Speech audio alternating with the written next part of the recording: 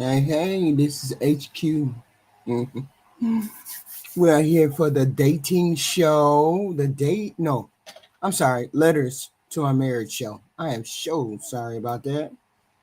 And we have the letters to my marriage show.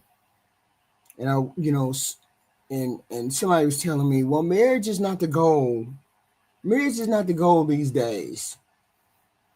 And I said, I wonder why. Why wouldn't a marriage, out of all the times, and all the things that are going on and the way things are becoming uh,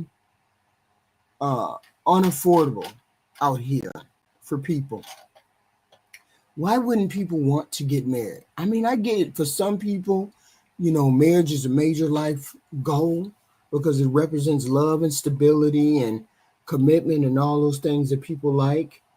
And they may see it as the ultimate, it might be the ultimate partnership where two people, build a life together. But you got to want to be married. With the conditions that we have today, people should want to at least commingle and get with someone so that they can build more of a financial backing together. You don't have to marry these people. You don't have to even be in a relationship with some of these people. But I think being in a relationship where you both build wealth or you build stability in a household would be good. Like two women and their children might be able to commingle in a house, and it might be a good thing, right? But marriage, a lot of marriages aren't lasting these days. People are getting married later, and a lot of people are tied because they're tied, religiously, and they believe it's a rite of passage to be married, and a lot of people don't think that way. Okay, but marriage does provide security, and it does provide emotional stability to a certain extent. I get it. Legally, a lot of people don't want to get married, they want to do all that. But think about marriage because we're going into perilous times right now. Perilous times. And we need people to, be stable. I told you women don't want to get married. Yeah, you're right. Women don't want to get married. I don't understand why. Please hit the like button. You guys hit the door. Please hit the like button.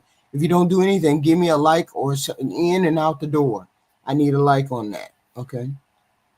And then again, you have those people who don't feel marriage is desirable in any way, shape, or form. Right? Like he said, women don't want to get married. I mean, they may feel fulfilled on their own where they don't have to deal with women or don't have to deal with men. Okay. And a lot of people have seen unhealthy, failed relationships and they believe that it won't last. Here's the thing, you have to have emotionally mature human beings. And the most important point in a marriage is that both of you need to know how to fight. You need to know how to fight constructively. This is what hinges on a lot of marriages, successful marriages.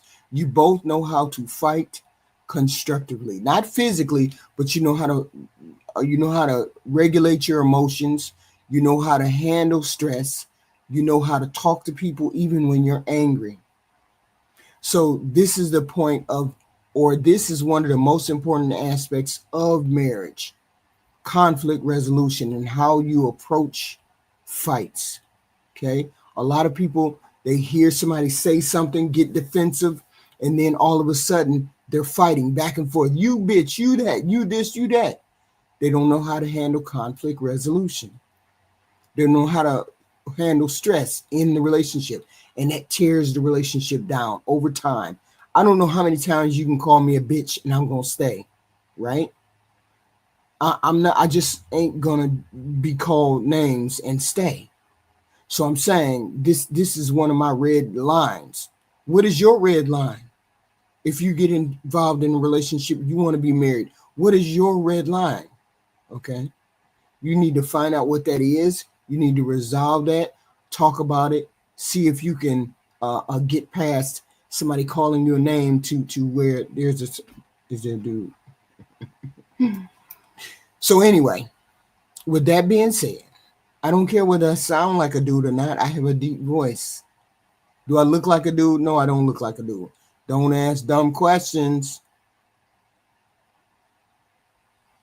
So hit the like button coming in and out. Thank you very much. With that being said, we have our letters to marriage. Okay. Letters to marriage. Okay. We got a good one. Okay. Okay. Should I tell my brother, my wife? Should I tell my wife my brother's secret? I don't know. Should you tell your brother, or should you tell your wife the secret about your brother? My brother and I are really close. He was the best man at our wedding. He's a lot younger than both of me and my wife. He's been with his partner over 10 years now. I've known for a while that he's bi, but he recently confided in me that they've been in an open relationship from the beginning, him and his partner, female partner. My wife absolutely adores him, like the little brother she wishes that she had. Her own brother has a lot of emotional issues and can be difficult and dangerous too. She really cherishes the bond she has with my brother. Normally, I don't need to keep secrets from her, my wife, but right now I'm conflicted.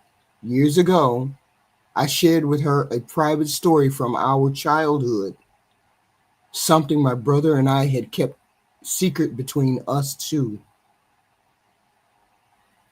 And she ended up mentioning it to a friend, or mentioning it in front of a friend, and later to that friend. This really embarrassed me. She felt awful afterward and realized she had crossed the line when he told her he was surprised I told her our story. My wife is a Christian, not the judgmental kind though, definitely not anti-gay, but still, this is my brother's personal life. It's not really mine to share. I don't think she would see him differently if she knew, but I'm still worried about that. He didn't ask me to keep it a secret, but it feels like something I should keep to myself. Would you tell your wife or your spouse after your wife or your spouse betrayed that trust before? Would you be willing to tell your wife? Wow.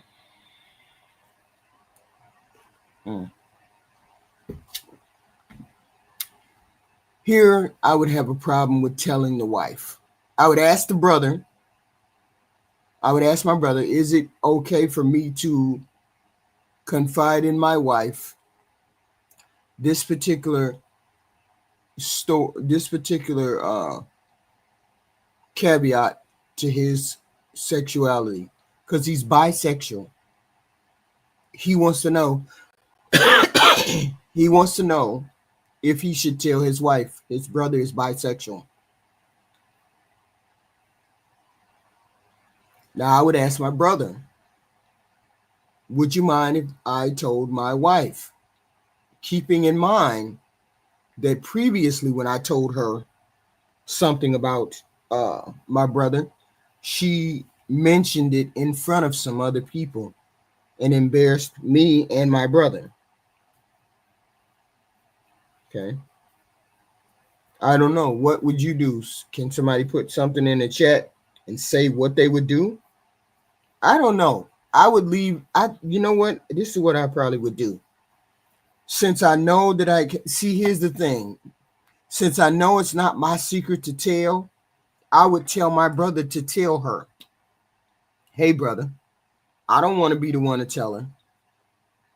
It's up to you to tell her. If you tell her, you tell her. If you don't tell her, you don't tell her. But I'm not going to tell her because I'm not going to be responsible for if she opens her mouth. That's something that you, as the brother who is bisexual, should have the need, should be able to tell her. Okay. And it's amazing because that's the wife, and you should be able to trust your wife. Uh, you should be able to trust your wife with certain secrets. But see, here's the thing. Did you tell your wife that it was a secret and she did it anyway? Or did you tell your wife, you didn't tell your wife it was a secret? Not that he was gay. That's not the secret. The secret is that he has an open relationship with the female that he is in a relationship with now. He's in an open relationship with her. That's the secret. Okay. But that's not the point. This is why men aren't supposed to tell women anything. That's the problem, Black America. Well, I tell you about that black pill stuff. How many relationships are surviving on those actual things? And I get it. People believe that these are the things. I've never ran across too many. Only people I ran across is people who tell their spouses everything. I've never ran across a spouse that does not tell their spouse everything. I've never ran across that. Okay. So I don't know where you get this is why men aren't supposed to tell women. I don't want to know what size drawers you wear. I don't want to know that you and Charlie went down the street and beat somebody up. I don't want to know that you went across the other side of town and shot up a store. I don't need to know those kind of things. No woman or no one, no man needs to know that 10 years ago I had a threesome or some shit like that. You don't need to know that. If I met you 10 years later, you don't need to know that. There's certain things that women don't tell you either that you don't need to know when you get married. I would never tell, I wouldn't tell my husband that. I wouldn't tell him jack shit about that. There's things in marriages that people don't need to tell their spouse. You don't need to tell spouse everything. But there are some things that you need to tell your spouse. Okay. So you got to learn the difference. Not everybody needs to tell everything. You should change the word from anything to everything, right? And then that would be more true. But you definitely need to be intimate emotionally with your partner. Otherwise, it's never going to work. The relationship will not work. KO. I mean, if you ain't a dude, like, it's all good. I will take it. I don't have to convince you that I'm a dude. What difference does it make whether I'm a female or a male? I'm a female, but that's okay. What difference does that make? You came over to the channel. Be respectful. What do you mean what? You said, Black America, this is why men aren't supposed to tell women anything. I said, if you would have put everything, then it would have been an amazing statement. But anything, no. I can't rock with you on anything.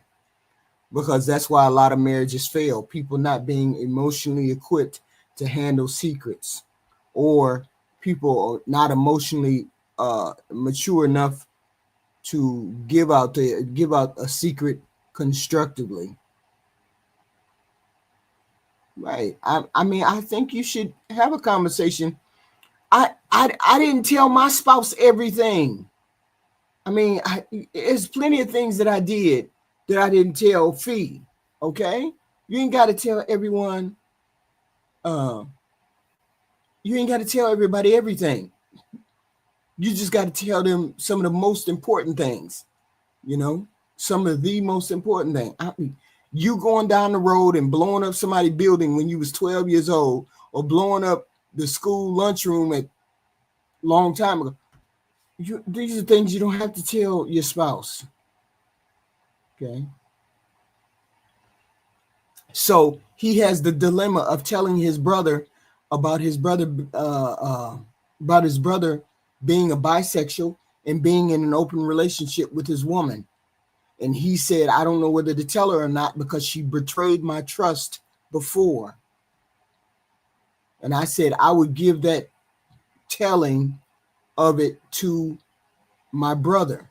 Since it's his life, I would tell him, tell her if you want to. If you don't want to, you don't want to. But if you do, go and tell her. I'm not telling her as her spouse because I don't want to be responsible for the secret. So that's the way I would handle that. You know, I mean, is she Christian? Is she one of those Bible thumper people that believe everything is terrible? Okay. Or I don't know. She could be one of them kind of Christians. Okay. But then again, should you tell your wife? Okay, this is the response. This is a response to that question. It says the responses came in quicker than I expected. I take promises and vows very seriously. Early in our relationship, I promised my wife I wouldn't keep anything from her. So after reading some posts from people upset that their spouse kept something similar from them, I started to feel a bit insecure, a slip in my confidence, I suppose. Still, I've decided to stick with what I originally planned, to keep it to myself. Nothing good would come from sharing it with her, and it goes against my values to disclose something that was confided in me. I never want my wife to feel betrayed, but deep down, I believe she would understand why I chose to keep it to myself. I'm keeping quiet, thanks to everyone who reminded me of what deep down I already knew. So he has decided to keep that his brother's secret. And I would have kept my brother's secret too. I would have kept the secret too. I would have said, it's up to you to reveal the secret, bro. Okay. That's right. Women can and will tell it all. Well, I mean, great Black America, we already know that you have less than stellar females that have crossed your path. But that's not the bulk of us women. A lot of women know how to keep secrets as we mature. But then, the thing is, wisdom and maturity come with age. They just do. Please be hitting the like button, guys. Please be hitting the like button. Okay. Wisdom and maturity come with age. So with your age, certain secrets shouldn't be revealed, regardless of what you feel. Okay. Regardless of what you want. When somebody entrusts me with a secret, I'm not going to pop off on the secret. Okay. Because you've entrusted me to that secret. Okay. And then we got to deal with whole human beings. You got to realize some of these goofy people that get married aren't fully developed. So they don't know how to act or put their best foot forward. It just is what it is. Some people just don't know how to put their best foot forward. It is what it is. So should I tell my wife the secret? So no, you should not, because you feel or deep down what time it is. Second letter. Please hit the like button coming in, please, and thank you. I'm 4 months postpartum having a baby, and intimacy has been rocky, but I still have been putting in an effort. I only rejected sex a couple of times since I've been cleared by my OBGYN. Thank you, Sharon. Thank you, Sharon. You had some goofy kids just come over here talking about, are you a girl or are you a female man? Hi, Sharon. Hey. Okay. Thank you very much, sir. The husband is ignoring me because he's sexually frustrated. Tonight I have been fighting a migraine and I'm dehydrated. I did a lot of moving around and my baby is teething, so the child is very clingy. I finally get him to sleep. My husband wants to cuddle and have sex. He knew I wasn't feeling well, so he tried to comfort me. Then he starts making the moves on me sexually. I really didn't want to, but I thought maybe I would try. I guess I'm not the great. I guess I'm not that great when I'm battling a headache or I don't feel like having sex. He stopped in the middle and said I ruined his night. I said, I'm very sorry. Like, I think the headache and the dehydration and all of that is distracting me. Can I make it up to you later? That's what I said. He storms off and tells me he doesn't want to see me for the rest of the night. I'm in the guest room crying, so I get punished for trying to do something for him despite not feeling like doing it. Marriage is so unfair. Okay. My wife wants to open and feel like I'm okay. Yeah. Do you think I'm being dramatic? That's basically it. Do you think I'm being dramatic? Because I did not want to have sex with my husband after having a baby. And I'm postpartum. How long? She's postpartum 4 months. Okay. 4 months. It takes a minute for the body to bounce back. Let's say that. It takes a minute for the body to bounce back. It takes a minute for the marriage to bounce back. With that being said, your mouth work, your hands work, all of these things work. I'm not saying that she's not tired. I'm not saying any of those things. What I am saying is don't neglect the duties in the bedroom. Okay. She probably is taking care of herself. She's just tired. She's not saying no. She's just not as enthusiastic as she should have been. And he was like, "Oh, you ain't enthusiastic, then I don't want it." Okay. I mean, I would have been like, look, I would have been handing out coupons, little coupons, after while I was in the hospital, I would have made them up and been like, you can get a blowjob in 2 days, or you can get a blowjob on Thursday. You can get a blowjob on Sunday. You can get a blowjob on Monday or whatever. I would have been doing those kind of things. That way there would have been a little bit of anticipation for sex, for something. He could look forward to something instead of just completely cutting him off. I'm tired. I'm not X, Y, and Z, this, that, and the third, right? Nobody's libido wants to be rejected. And most people want to, when you touch them and you want to have sexual relationship, they want a response. They want a response the way they want a response, right? So this is partly her fault. I get it. It's partly her fault. She just had a baby. Not that it's her fault because she had a baby, but these things should have been, she should be planning those things. You should be planning those things with your husband. You should be planning.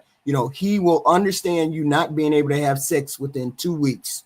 But after 2 weeks, you should be,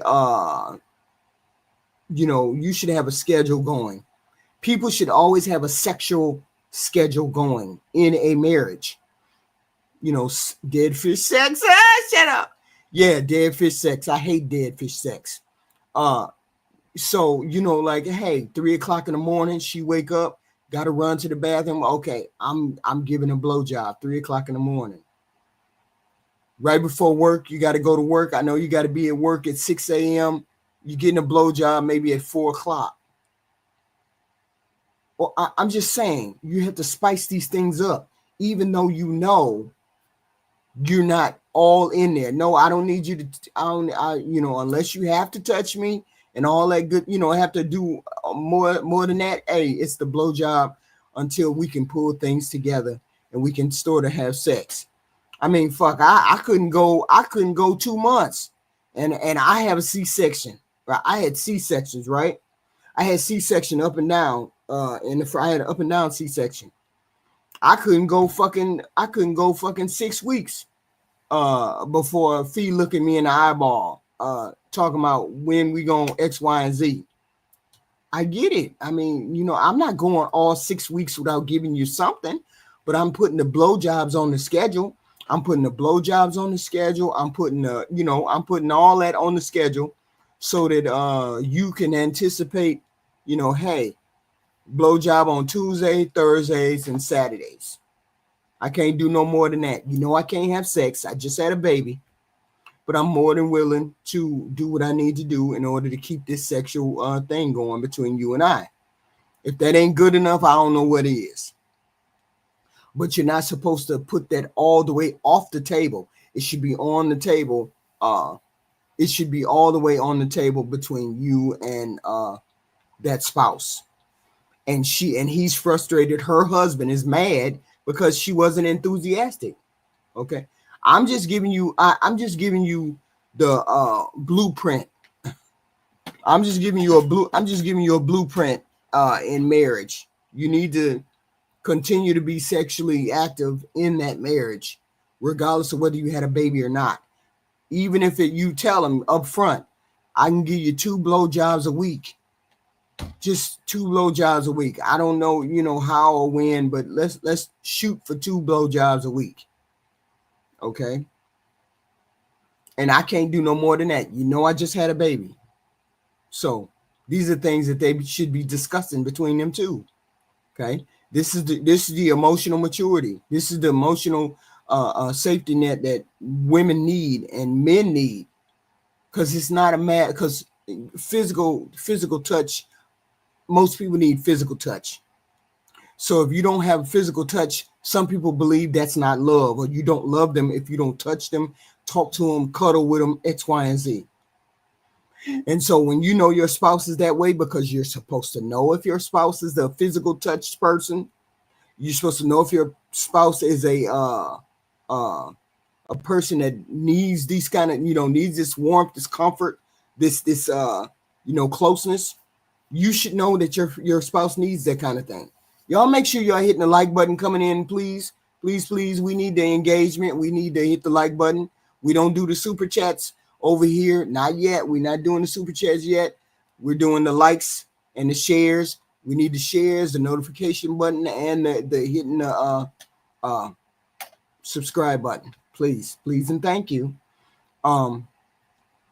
So this is what we're doing in the minute. This is what I'm advocating. I'm advocating that you put somebody on a schedule or close to a schedule. I don't know when the 2 blowjobs can come, but the man also has to be aware of how tired his wife is. He knows that she got a lot of sleep, and 4:00 in the morning. Hey, can you? I prefer, if I'm gonna have them, I prefer them at 4:00 in the morning after we done slept, after you done got some sleep and you ain't harassed and you kind of relaxed. I prefer my blowjobs at 4:00 in the morning. Okay, cool. I'm tired all day after the baby, after working X, Y, and Z. Yeah, we can definitely do it at 5:00 in the morning, 4:00 in the morning, or whenever. So, but her husband is frustrated, and he's like, and I understand. It's like, look, physically, women don't look at sex as, women don't look at sex as, okay, a part of what makes a man frustrated, or look at it as a part of her duty after she's had a baby. She looks at it, hey, he should understand that I just had a baby. This is what most women think. But I know full well that they need the physical touch, okay? So if they need physical touch, you need to learn how to touch your husband, wife, whatever. Okay. Letter number 3. I am being dramatic, but so is my story. Okay. My wife is 53. I'm 59. We've been married for 30 years. And she wants to discuss opening our marriage up to an open relationship. My wife was raised in a strict fundamental Christian household, steeped in purity, shame, culture, traditions, all that good stuff. Yada, yada, yada. You know what I'm talking about. Those people who like to shame folks for living a life. She married young, had no sexual experiences, and spent a decade as a devoted wife and a mother. Spent decades Now that we're empty nesters, all the kids are gone, she's undergoing a major shift. She has rejected much of her upbringing and wants to explore the fun and freedom she missed as a kid. Now her evolution has led her to suggest that I open the marriage. I understand that she's redefining herself, reclaiming lost time, and pushing back against the life she was supposed to, that she feels like was imposed upon her as a young mother. But this isn't the life that I signed up for. I didn't sign up for open marriage. So I agreed to start the discussions around swinging, around opening up the marriage with a therapist, but I cannot shake the feeling that our relationship is over, or at least in big trouble. I do have abandonment issues that stem from my childhood trauma. I fear that at my age, with these issues, I may not be able to make this shift with my wife. One of us is going to have a bad couple of next few years, and I think it's going to be me. Now, please hit the like button coming in. Please hit the like button coming in and out. However you need to do it. We need the engagement, the shares, the subscribe. Please subscribe if you haven't subscribed. I appreciate it. So this is where they're at in that marriage. She wants to open up the marriage. He does not want to open up the marriage. I wouldn't even have a discussion. You can't have a discussion after that. What kind of discussion do you have with someone who wants to open your marriage up? And once you open the marriage, it's very hard to close the marriage because how do I put it? One or both people get validation. They start to feel the validation that they should have gotten within their marriage. They start feeling the validation, the attention from other people. And then this opens the marriage even wider to all different types of interpretation. If I am a husband and I can go out there and I can just bang all the young chicks that I can, you get a level of delusion about yourself as an older person, thinking that someone would be interested romantically in you in that way, specifically if you know that they normally would not be interested in you that way unless you're doing X, Y, and Z. So it's a delusion on male and female part, specifically this age bracket, because this age bracket is 50s. It's delusion on her part and his part. Each one of them can get as much sex as they can. You just can. But you can't get a relationship dealing with people on transactional level that it would be for these two. Why would it be a transactional level? Because they already have a commitment with each other. And they're very conscious of that commitment with each other. And as long as you're conscious with the commitment with each other, all of these other relationships outside of your marriage are going to be transactional because you know they won't last. Mm-hmm. So when the wife comes to you and say, hey, I want to open up the marriage. I want to get it in. I want to hit daddy long stroke. I want daddy long stroke to hit the bottom, knock the bottom out of it, knock fire from it. Y'all make sure y'all hit the like button coming in. I want daddy long stroke to hit the button, the bottom of it. There's something fundamentally wrong in your relationship. For someone to ask to open up the marriage, to open up. Men can't get sex like men. You can get sex. Well, see, I don't know. How can you get enthusiastic sex when you're paying for it? Do you get enthusiastic? That's a question I want to know. When men pay for sex, does the woman pretend like she wants the sex, or does she lay there like a dead starfish? This is a question that I want to know. Is it, or it doesn't matter when you're paying for? I don't know. Let me stop, because I can't see. I am what is it called? I am offended that I am offended. I would be offended to know that I have to walk around this planet and somebody got to touch me because I have to I have to pay to get I have to pay somebody to touch me. There you go. That's what I meant to say. That would just eat at me. I have to pay somebody to touch me. And that means pay somebody to have sex with me. Right? And it's not it's I understand sex and money, but most people are not doing sex and money unless they're a sex worker. So, and this person wants to open up their relationship. Please hit the like button coming in and out, please. Please, thank you. And this wife wants to hold the button up. I'd release her to the wild. I would release her. If I was the husband, I would release her out into the wild. Okay? I'm releasing you to have as much sex as you want. And I will go and find somebody who wants to love me and wants a commitment and wants X, Y, and Z. And I get it. It's not that easy to do that simply because you still love the person. But a lot of times people don't fall out of love. People kill that love. Sometimes people kill love. Sometimes people bring about the ending of love through their actions and some of the things that they say. A wife coming home and saying, I want to open up our marriage. I have never, not one time, met a person who, if they opened up their marriage, the marriage lasted.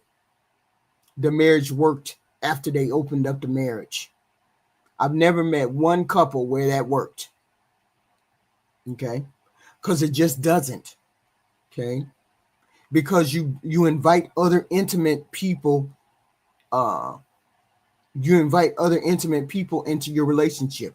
And once you invite people into your relationship, because let's face it, your relationship is not enough. That's what it says to a person. Your relationship is not enough. We were married for X, Y, and Z. Now our relationship is not enough. And if I'm happy and fulfilled, okay, if I'm happy, fulfilled in a relationship, in a marriage, and I have this bond, there's no reason for me to go outside of this marriage to find fulfillment in any way. If I'm happy sexually, emotionally, if I'm happy in those ways, and you as a spouse come to me and say, hey, HQ, I want to open a marriage, I'm going to be like, hey, when do I get to sign the divorce papers? I'm more than happy. As soon as you drop off the divorce papers, we can open this marriage up. We can bust this motherfucker wide open. Okay? Because see certain things the thing is, when you don't have any boundaries, you don't have any boundaries in relationships, and you can't just say anything as a spouse. That's true. You cannot bring certain things into the relationship. You cannot introduce other people. You cannot introduce drugs. You cannot introduce alcohol. You cannot introduce certain things into relationships and expect those relationships to be fundamentally not unflawed after those things have been introduced. Okay? Because alcohol and drugs changes a person, changes their whole demeanor, their whole stand, their whole desires. And I don't think you can survive a relationship, or a relationship doesn't survive once a person is introduced into infidelity, opening the marriage, do alcohol or drugs. I don't think a relationship will survive that. Okay? That's just me. Okay? And that's my take on the marriage. That's my take on someone who came home and said, HQ, I want to open up the marriage. I would ask him, when are you serving me the divorce papers? Because this is unacceptable to me. You just gonna give up on me, HQ? You just gonna throw me out, HQ? Yeah. Mm-hmm. Yeah. As much as I love you, as much, and it's gonna hurt. It's gonna hurt for a long time to know that I was not enough to keep you fulfilled in this relationship. It's gonna hurt. But I know that I cannot tolerate seeing you with other people. I just know I can't do that. I'm just not built like that. Okay. And these are boundaries that you know about yourself, which is very important when you get married, to know those boundaries, to know those steps, to those lines that you won't cross. You don't want to have you don't want to tolerate cheating. You don't want to tolerate stealing. You don't want to tolerate criminal element. If you're not introduced, if I don't know that you're a criminal from the beginning, don't introduce criminality into the relationship. If I don't know you want to open a marriage, don't introduce opening the marriage into the relationship. It's an automatic deal breaker for me. Okay. Letter number 4. My husband wants to travel without me. My husband of less than a year and I are at a crossroads. We're at a dilemma. We have a dilemma. Before we met, he had a good friend that he traveled with often enough. We have gotten into arguments here and there over the past couple of years about how he wants to continue to make these trips with just his friend. Before we got married, they have gone on 2 trips without me. I have expressed that I don't like it and that as a married couple, we should be traveling together. Here are my points of view. Time off work is limited and precious. But you can't be happy with the truth and honesty. Oh yeah, I can be happy with the truth, and I don't know what you mean. Absolutely, I can be happy with the truth and honesty. But the truth and honesty has to come at the beginning when it comes to certain things. Certain things you have to come with the truth at the beginning. You can't come with the truth in the middle of the relationship and say, "Oh yeah, all my life I've been stealing money from X, Y, and Z." Oh yeah, I feel like I should open up the relationship, and we 10 years in, 15 years in. No. These are elements that are introduced into relationships that kill relationships. That's all I'm saying. These are things that are introduced in relationships that kill relationships. So when you tell me at the beginning, then I have the choice. I have the choice to deal with you or not. When you tell me that I do, or I sleep with X, Y, and Z, or I like open marriages, or I'm into polyamory, or these are things that because then I have a choice to say yes, no, maybe so. So yes, everybody wants to have the truth. Everybody wants the truth up front, because then you take away their choice to make. You take away the decision from them. You take it away from them, and nobody wants to take it away from them. No, you're not supposed to tell me everything. That's a true statement. The last statement that you made was, you're not supposed to tell me anything. 2 totally different statements. Anything and everything. True. You're not supposed to tell me everything. I don't want to know everything about you. I don't need to know everything about you. You don't need to know everything about me too. Just like I'm not going to tell you, I'm not like the body count thing. I'm never going to tell you how many bodies I got. Just ain't going to do it. And you're going to have to take my word for it. Stop worrying about it.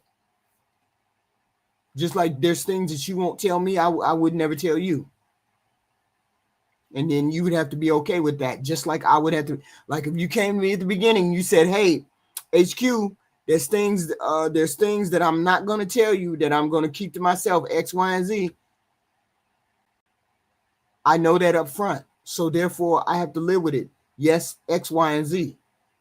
Then you say, hey, HQ, how many bodies you got? To be like, that's none of your business. It's not relevant. It has nothing to do with me and you right now, here and now. That's all you need to know, is I don't have any diseases or anything out, or any babies out of that fell off the truck. That's the only thing you need to know. See what I'm saying about being upfront? Okay. Yes. Understand that.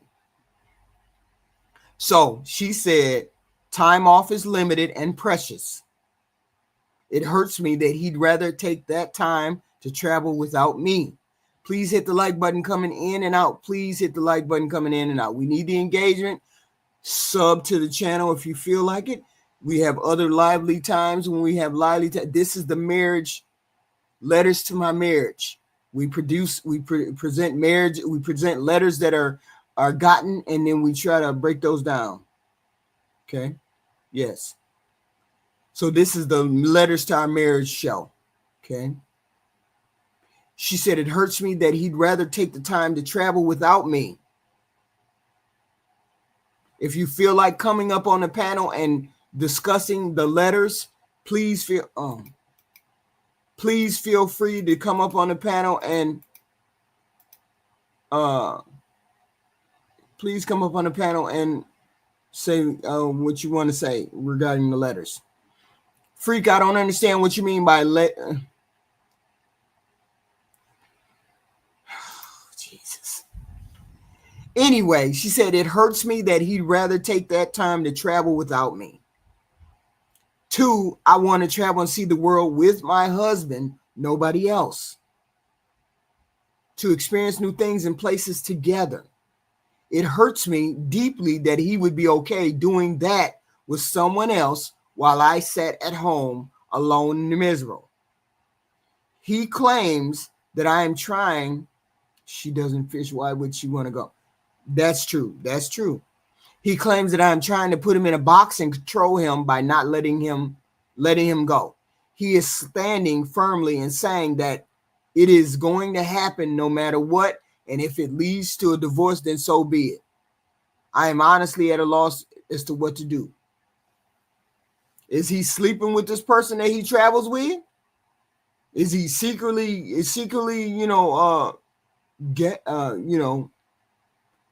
like men? Does he secretly like men? Because you said he said he's standing firm. If he doesn't get to go, if he goes, if it leads to divorce, so be it. So therefore, he feels strongly about this person that he's going to take this trip with. He's been taking trips with this person. So maybe him and this person has a relationship that we don't know about. We don't know. But I do know you have a right to feel the way you feel. You do have a right to say, hey, why can't me and you go on a trip? Why can't me and you go? We go on our separate trip without this other person, and let him deal with this other person and go on trips with the other person. I was trying to find out where y'all going. Hey, 3 a.m. The link is not linking. I'm sorry. Anybody can come up on the panel. I'm just talking. I ain't no damn body. Come on up and hopefully it works.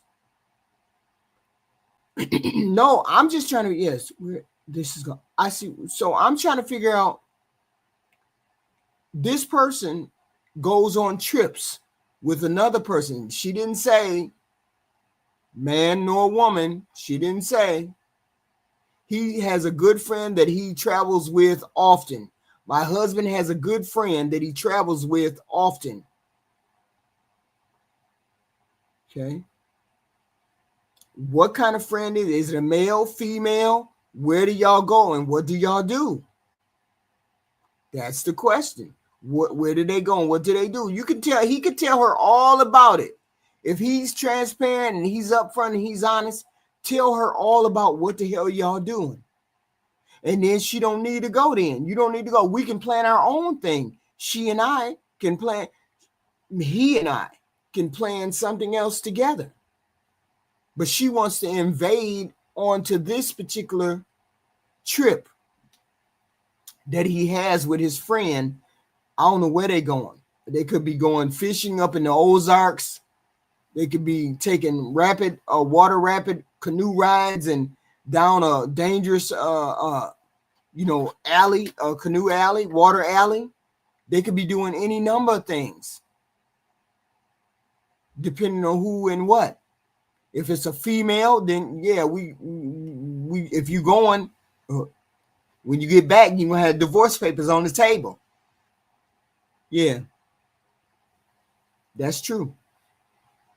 And it depends on whether it's a male or female or whatever. She didn't say. But my thing is, figure out what's going to ask him ask him about the trip, what's happening with the trip, where do you guys go, X, Y, and Z, and find out about it and see whether but to tell her that the relationship is over if I can't go means the relationship is already over. It means their relationship is already over. If you tell me that if I can't go and the relationship is over, that means it's already over. Okay. So that's what I would tell her. I would be, no. If you want to travel without me, that's cool. But you have to tell me why. What's going on? That it would end like this. Okay. It doesn't matter. Stop it. What do you mean it doesn't matter? I don't understand. Are you just cynical or you don't understand what I'm saying?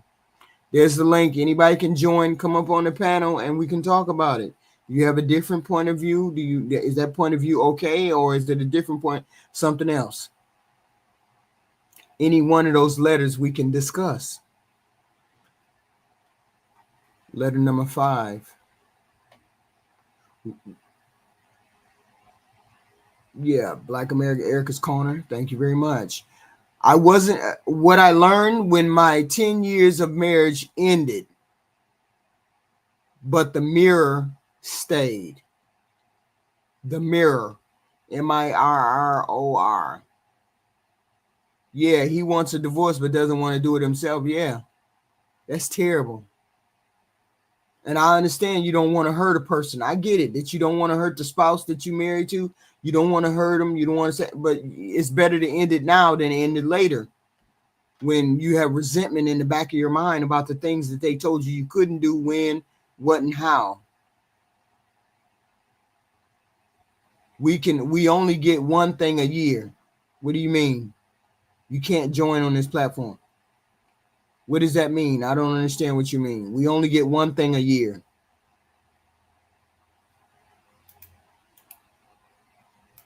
What does that mean? Explain that, Black America. Okay, letter number 5. Letter number 5. Okay. What I learned after 10 years of marriage, when the mirror ended, and the mirror stayed. Thank you all. Come in and hit the like button, please, and thank you. If you feel like subscribing, please subscribe and share the stream, please, and thank you very much. Thank you. I've been trying to get somebody up here to try this format. What the hell is this called? Format. This up and down format, because then it comes on your phone better, right? It comes on the phone better. So I've been trying to get people to come up here so we can see how this works, but don't nobody want to come up on the platform. I thought you coming up here, Black America. Was it you or was somebody else? I need somebody I need a test dummy. Come on up so we can try this format. I don't know how this works. I've never done it with guests on the panel, but it can work. If hopefully the link works, hopefully we can try it. And it's just a matter of trying it. You don't have to live up here. Just come up here and help me do for the family all year. What do we get? Wait a minute. Why you always want a sucker? Why you always want a sucker in the marriage, in the relation. Why you always want flowers in the relationship, Black America? What kind of women do you deal with that don't appreciate what you do every day? Don't appreciate what you do at least once a year? What kind of women you dealing with? I think it's the women you dealing with. Because me and R and F already done told you we appreciate the men we have in our family. We appreciate the men we have in our lives. Why is it that you don't have women who it doesn't? What the fuck is going on? It doesn't work. Send this link to your guests. You may also want to share our instructions for guests. You can have up to 10 people on the screen.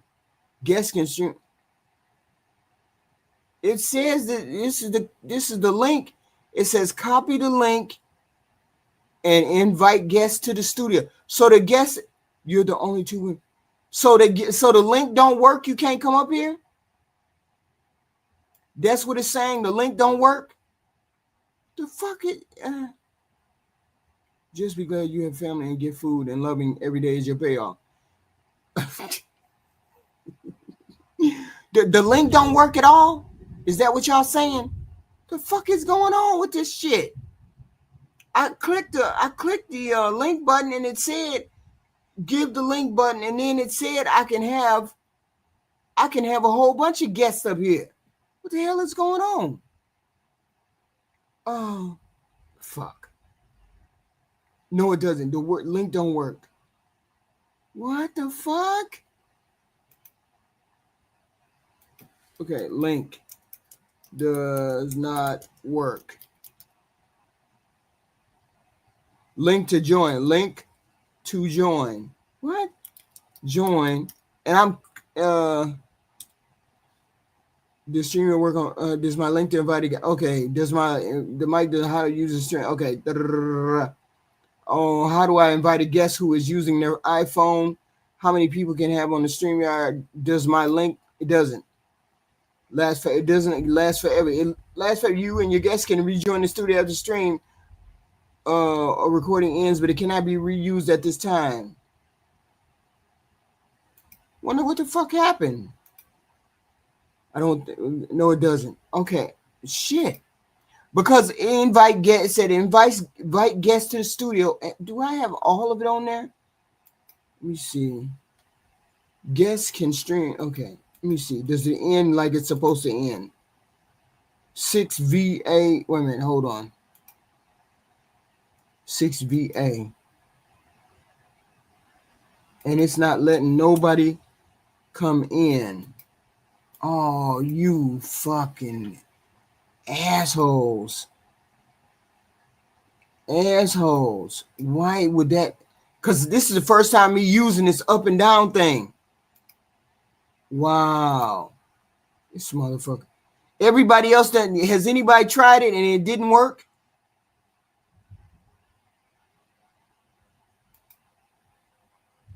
Invite guests. Let me look at this. It's working. Zeus is up here. Zeus, can you hear me? I can hear you.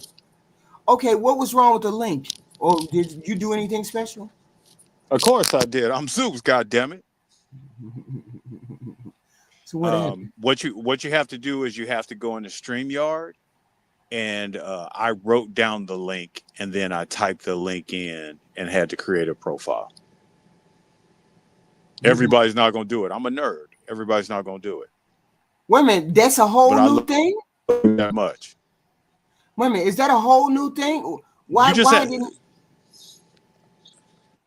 Hey, I don't know all that. I just wanted to get to you. I wanted to get to you, and I did extra effort. No. Hold on. This is what I'm trying to find out. What I'm giving everybody is not working. Right? Correct. Okay. So what I did, I recognized it wasn't working for me. Then I saw in the chat it wasn't working for Black America. Okay. I have the StreamYard app. So I went into the app, I typed in the link, and voila, here I am. You got to type in. Okay, so this is for mobile phones. This ain't for people who on a desktop, right? Is that what it is? or are you on a desktop? What do you? I'm on a phone. Okay, so on a phone, if you're on a phone, you have to type in the link. Uh, you have to type the link in your space bar, right? And Right. then, I had to write it down. I had to write it down, then type it in because there's no way to copy it. oh, you can't copy it off the phone. You Nope. can't do that. Oh Uh, shit. Okay, okay. I did not know. I'm okay. So then I won't be using this format because I don't really know how. I got to figure this out because I used it because it looked pretty good. I opened up the StreamYard and it was on this already. mm-hmm. And once it was on this, I just was like, oh, okay, fuck it, it'll be the same thing. So apparently that link don't work. Okay, okay, okay. With And that being, I'm sure there's another way that we can get the link out, but we don't know that right now. But I just wanted to let you know that. oh, okay. Well, thank you, thank you, thank you. So now that you up here, did you hear any stories that were interesting to you, and what were they? First of all, I'd like to say thank you for having me on the panel. I Welcome. want you to know no matter what happens after this panel, I love you, okay? All Okay, right. No matter what happens after this, I love you and I see your growth. And okay, that's why I keep coming back. okay, I am not masochistic okay, for punishment. okay. So I don't think I heard all the letters. But which one But you did hear? I heard the one, well, one I heard about opening up relationships. Okay, you are the resident expert. Please explain to us some of the dynamic of why. Okay. First of all, you never open up because you're having problems, because you just magnify your problems. Okay, yeah, When I talk to people, I tell them opening up should be a conversation of boundaries, not an ultimatum. right. I believe that. And okay, so when you start open up with the worst option, meaning Meaning, you and Black America are married. mm-hmm. What don't you like to do? You don't have to say anything. I don't want you to say anything, but I'm just gonna throw out some random stuff. Let You me mean throw. like sexually Well, or isn't that what we're talking about? God damn it! Isn't that what we're talking about? Yes, sexually. I didn't know. I apologize. I didn't know we were No, going. no, no, no. So I'm sorry. We're gonna go there. We're gonna go there. Okay. So sexually, Mm-hmm. everybody thinks, oh, well, I'm giving him the full buffet. The Mm-hmm. other person would no. There are people who have certain niches that they do that you go, hell no, I'm not doing that. And I'm just gonna throw out one. Okay. Mm-hmm. Black America's into getting his toes sucked. That is not your thing. Not saying that you won't do it, but Mm-hmm. it's not your thing. Right. He Right. gets somebody whose partner is creeped out by that, but it's their thing. They're a match on that one element. Now Okay. you set up the boundaries and you build off that one element. They not trying to do everything that y'all do, but that one element is their heaven. You build off that. To me, that's where I find it works best. And then you build boundaries and parameters around that. Mm. I couldn't even begin to understand how do you keep the intimacy between you and your initial partner, your initial partner. How do you keep those parameters, or you keep the intimacy between you and them, and not have other people invade it? Is that the specific thing that they like together, and then you don't like it? But see, here's the thing: human beings are messy, and the most when you open up a relationship, you don't want your partner to develop feelings for this person that y'all open your relationship up to. You don't want them to develop feelings beyond you, right? Isn't that what you don't want to happen? You want control. What you're saying is you want control. And Mm-hmm. what I'm saying to you is you're going to take the thing that, and I'm just making up something, it gives you the ick. Mm-hmm. And that thing that gives you the ick, you outsource it to somebody else. But you give boundaries like, hey, y'all not going to be together. all night and everything. We put a 2 hour limit on it. It's 15 minutes to get there. It's 15 minutes to get back. It's 30 minutes to get there. It's 30 minutes to get back, whatever it is. Mm-hmm. You Mm-hmm. set up parameters. And what happens is they're not doing something behind your back. You guys are doing it together. So you're allowing them to do something that you don't want nothing to do.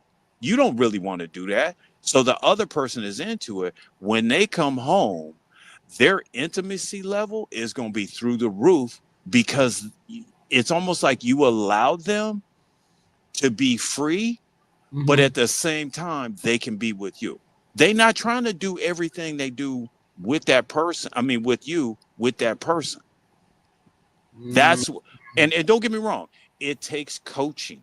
It's not something that everybody can step on a plane and do and understand. But Mm-hmm. trust me, I did it with just movies. Not making it sexual at all. I did it with just movies. Mm-hmm. I love going to the movies. I was with a girl, she was like, I hate going to the movies. Mm-hmm. I met another person that loved going to the movies. We brought the boyfriend in, we brought my girl in.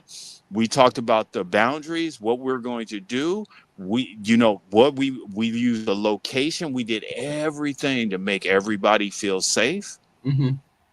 because nothing worse than you don't. Okay, you and I. Well, you own by Black America. Okay, so when I had the movie, we had. I thought it was a great movie. I Mm-hmm. want to come home and tell my girl about the movie. She don't want to know nothing about the movie. But so I had a 15-minute debriefing with the other girl.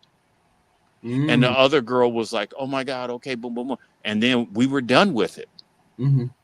There was no extras, there was no nothing. There was no dinner, there was no romance, but it gave me a safe outlet for my media frenzy that I like going on. Right. Okay. Okay.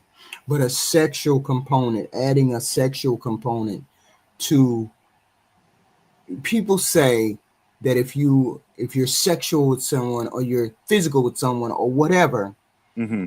people develop those feelings or people develop feelings like that. So how often does a woman initiate that, and why do you think a woman would initiate this story? The wife wanted to open up the relationship and be sexual with other people. How often is it that a woman is the one who's asking for the sexual outlet? I don't think that matters. I think Mm, what really matters is the catalyst for the conversation. mm-hmm. Okay.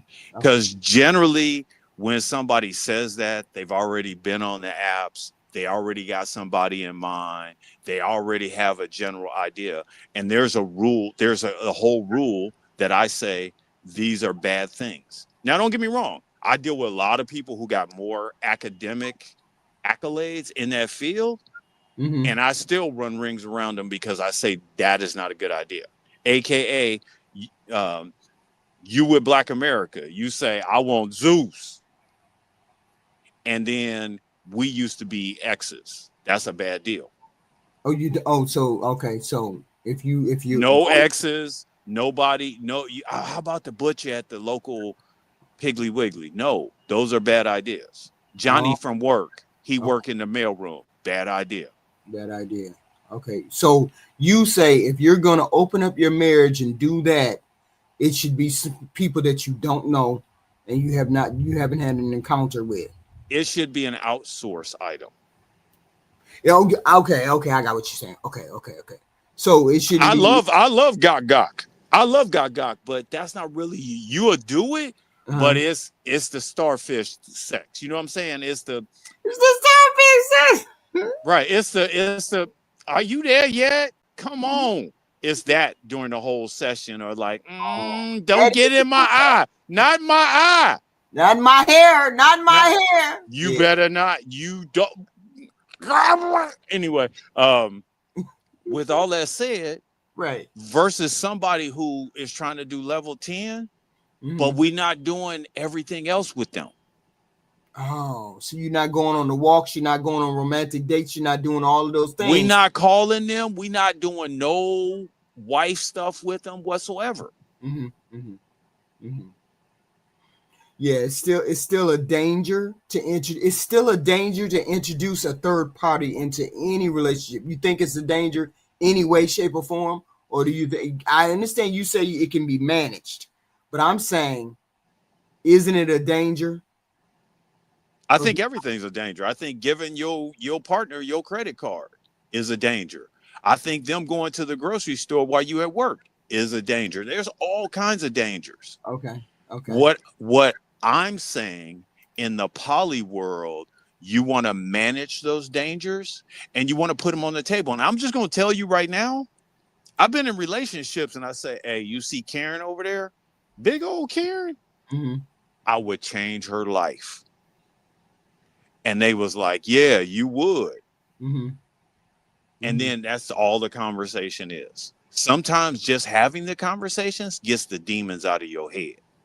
Because we have a reality in our head that ain't a reality in real life. Oh, okay, okay, yeah, that's true. That's true because people think goofy things. They build things up in their head, and then it's bigger than what it really was, or you Mm-hmm. think it was bigger than what it was, and it was really just this, that, and the third. It wasn't that interesting. I get it. Okay, okay, okay. So I had this one. That was one. That was one of the letters that I had, but I had a different one where okay. I had a different one, and I want to read this. It's not that long, so this is the next one. But there's another cheating one. But is it thick?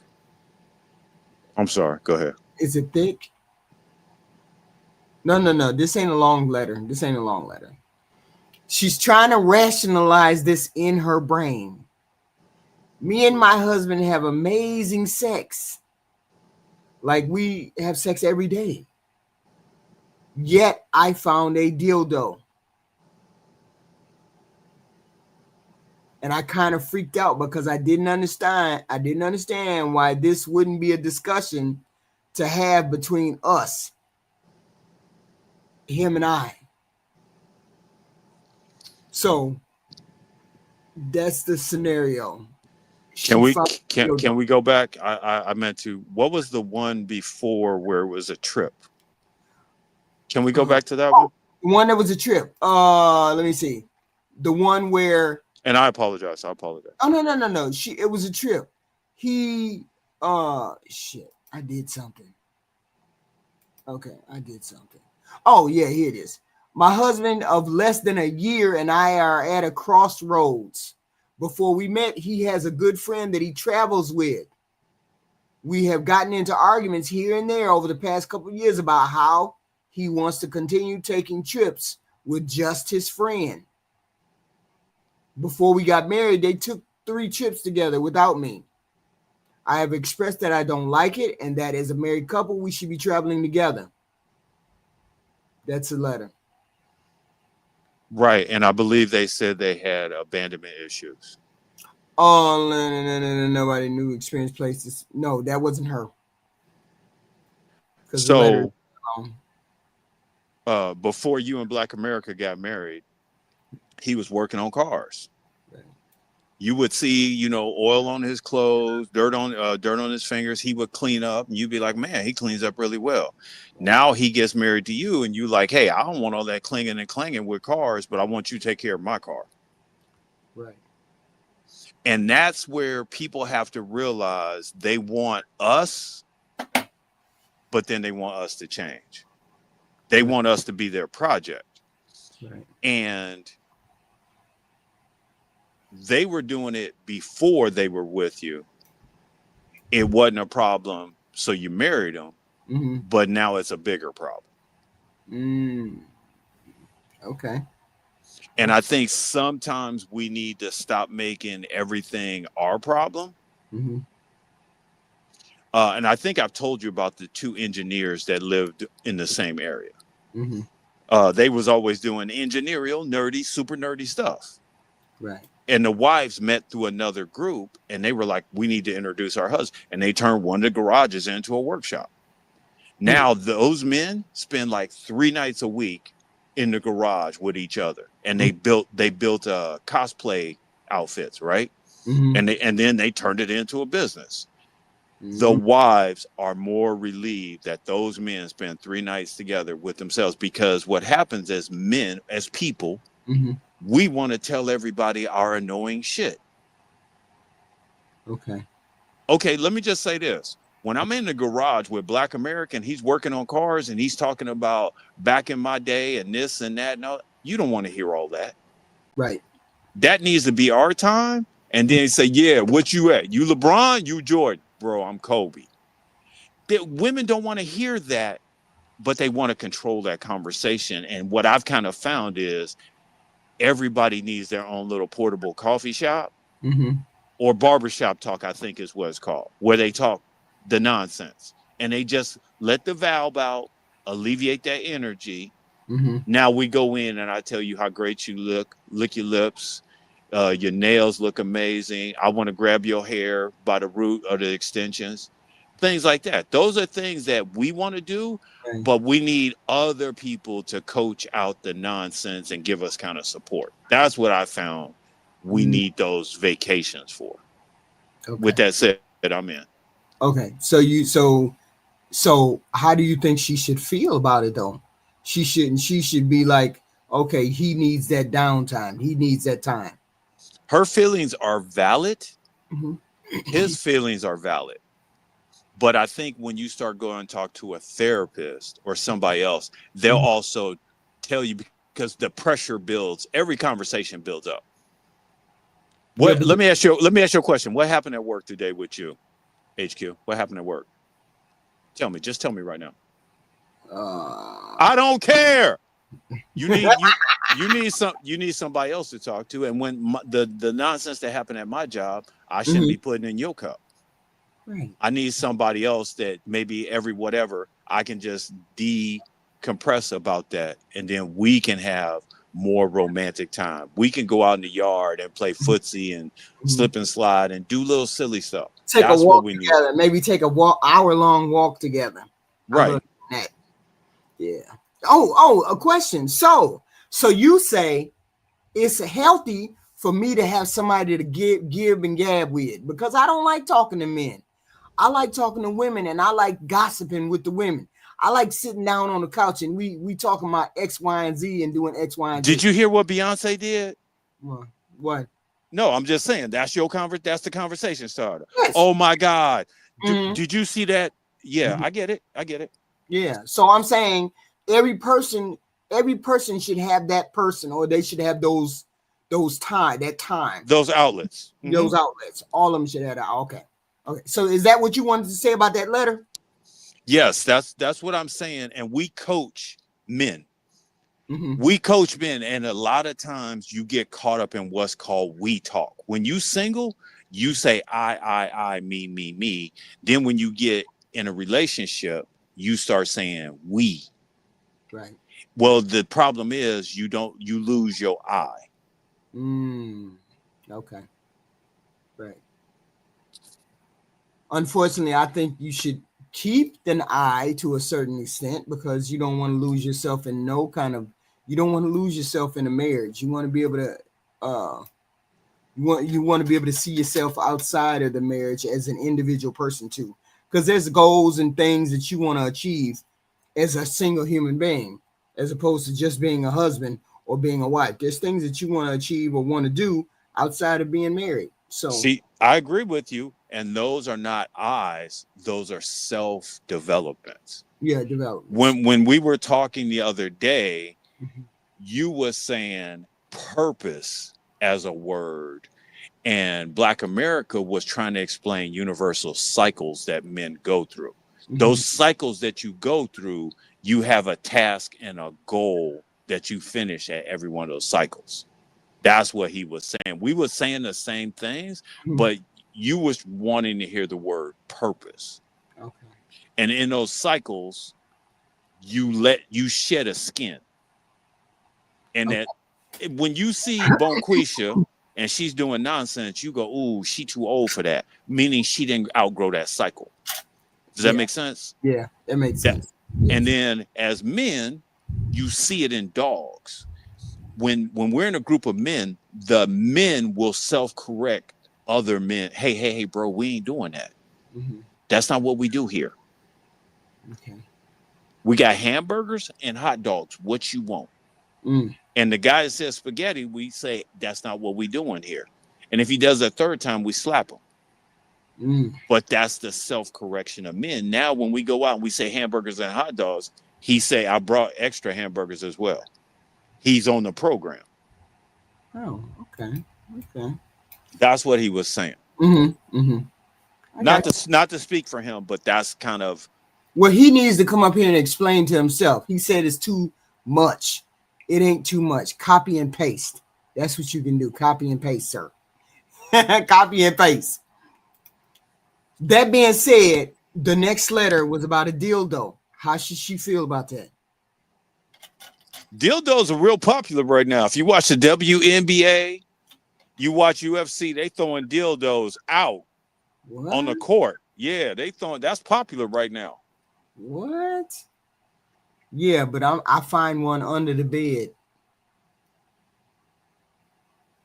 How should I feel about that? I can't speak on that. That's why I'm asking you to speak on that. She found one under the bed. Wait a minute, let me finish reading. She said, I kind of freaked out because I didn't understand why this wouldn't be a discussion to have, so that in case I were to find it, I wouldn't assume it's being used for a different purpose or something. Neither of us have ever cheated. What I'm struggling with is his strange reasoning and reaction when I found it. First, it was saying found it. First, it was saying a deeper connection with his beliefs, and then it's makes him go to the bathroom regularly. And it was as if he were mad. I'm assuming maybe he was embarrassed that I found the dildo, but I sat there and I just asked him, am I not doing enough? What would he be doing with a dildo? Phew.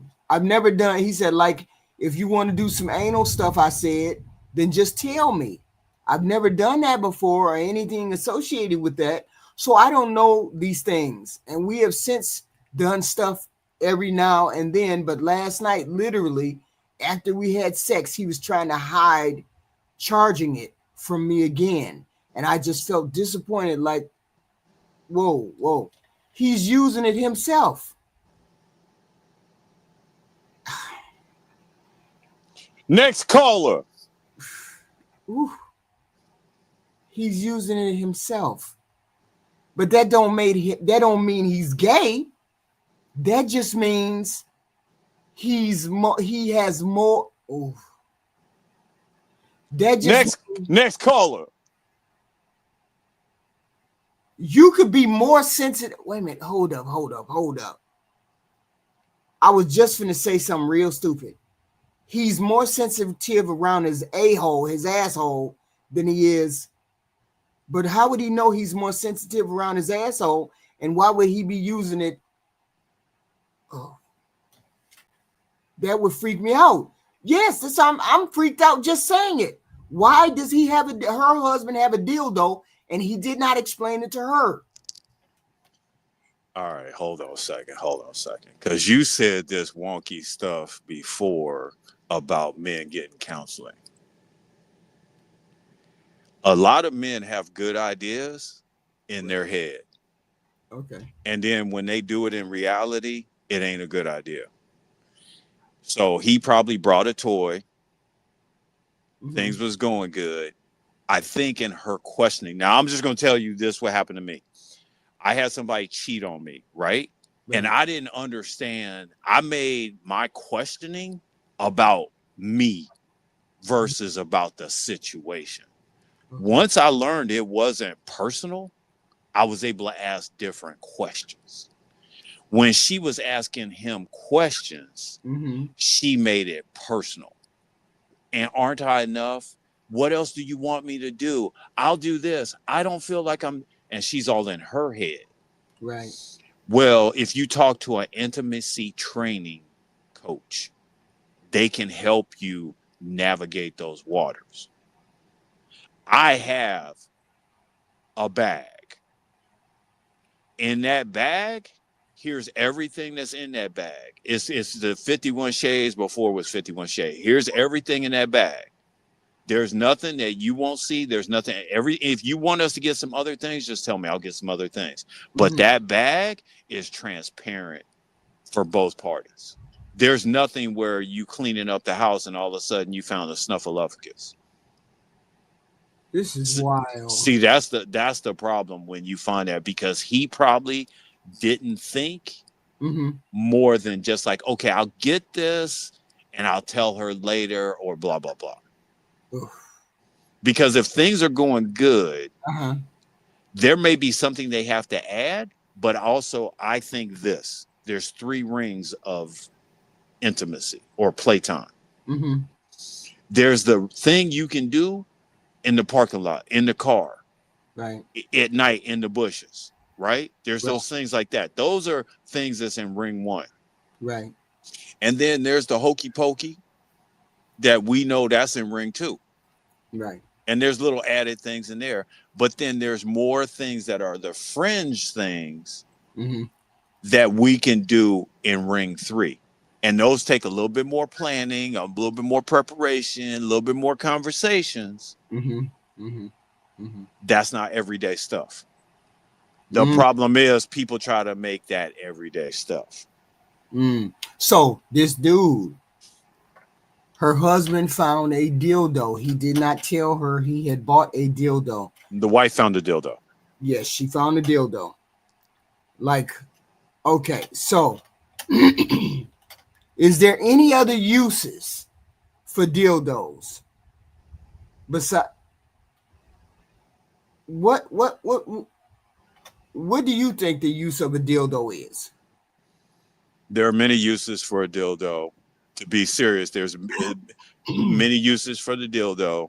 The conversation she's trying to have, she shouldn't try to have with him. She needs to have a professional come in and say, let's talk about it and flesh it out.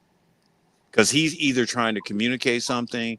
She's a willing partner. She's not having a meltdown. She just doesn't have the communication tools to have the conversation. So what if I went and found a sex worker, not a prostitute, but a sex therapist? You know one of them sex therapists, and then would I have the conversation with my husband and say, hey, maybe we need to explore some more things. How about introducing a sex worker that lets us know? It doesn't matter. It doesn't matter what the title is. You're asking a third party. Yes, I believe a third party would help them navigate the waters and let them know. Because right now she feels like she's on an island by herself, and his communication style, he's stuck because in his consciousness there's something going on, and he doesn't know how to put it in his words. Okay. I got plenty of stories about high-powered people that did stuff, and if I told you you were like, why would they do that? Right. But in their consciousness, it made sense. So would I automatically assume that he's gay? Would I assume that, or I don't have to assume that? You can assume whatever you want, but I think bringing in a third party, because let's just take that one thing off the table. She's saying that he's amazing. The other 98% of him is amazing. Yeah, she said every day we have amazing sex every day. Right, and let's say she's lying and they have it 3 times a week and it's amazing. Yeah. Don't mess up that for something you don't understand. Okay. Because she sounds like she's willing to give understanding. She just doesn't know what she's looking at. That's the problem. She thinks maybe there's more. Like most people would think. I would look at the dildo and say, are you taking it up the butt or are you sucking it? Which one? And if you're sucking or taking it up the butt, is there another conversation we need to be having? How would that make it better? Neither one of those are going to turn you on. So why would you even ask that? Because this is a knee-jerk reaction.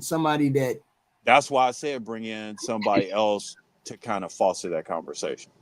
Because at the end of the day, anything that you come up with is just going to make you more mad and push to the distance. When you really look at it, it seems like the two people work together well. They just have this bridge, and now they need to figure out how to build on this bridge. That's what they need to do. This would be an interesting one right here. Okay, this would be an interesting one. So okay, so This is oh, also on an episode of HBO Real Sex. This is in an episode, and they go to an intimacy class, and there's a whole bunch of people doing some yeah, stuff. that's what I meant. Like an intimacy class. We could go to an intimacy class. There's a lot of people who don't know that there's intimacy classes, or you can look them up in your town, and people you can go and find out about different proclivities when it comes to sexual expression. Mm-hmm. And they have them, they have them in bigger cities, right? Big cities where they have these Mm-hmm. therapists and therapeutic classes where a group of you get together and there's a therapist that explains how to use dildos, how to have more intimacy, how to touch more, how to have sex better, how to how to touch your partner, how to not touch your partner. It's a therapy, and it's in bigger cities, but you can find it. And I wouldn't say necessarily that he would be gay. Maybe he has more. I don't know. I No, would. he's discovering something, but we both realize she's not equipped, we not equipped, blah blah blah. That's a conversation. Also, in those classes, they have you play from the other person's perspective.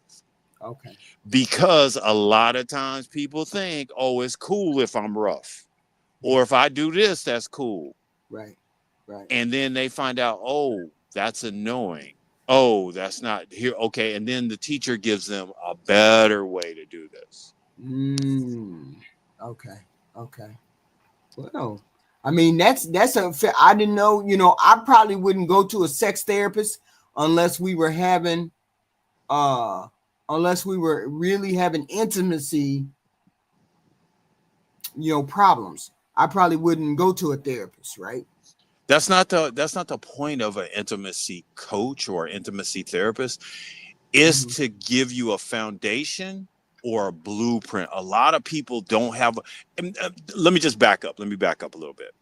A lot of people don't know how to go on a date.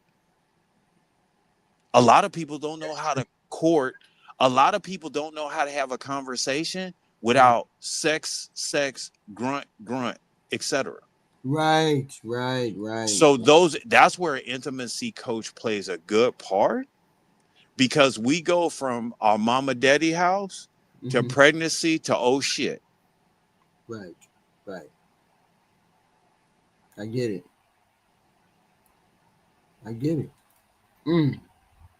And the problem is, and maybe it would be, maybe that would be, something that should be standard when people get in relationships or people get into marriages.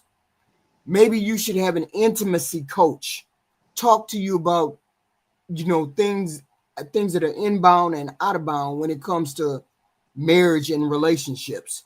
Maybe that might help some of these people navigate relationships, because a lot of people are like, they get in relationship because they have sex and then they get pregnant and then they don't know each other. They don't know what they like sexually. They're just doing it because a lot of people just rut. A lot of people just jump into bed and they don't have no idea about what they actually want, what they actually desire, or what makes them feel good. So maybe that might be an interesting a sex therapist. Is it a sex therapist? Or No, I mean we're saying the same thing, and I just want to give something. In the poly world, we have testing, we have communication coaches, we have intimacy coaches, we have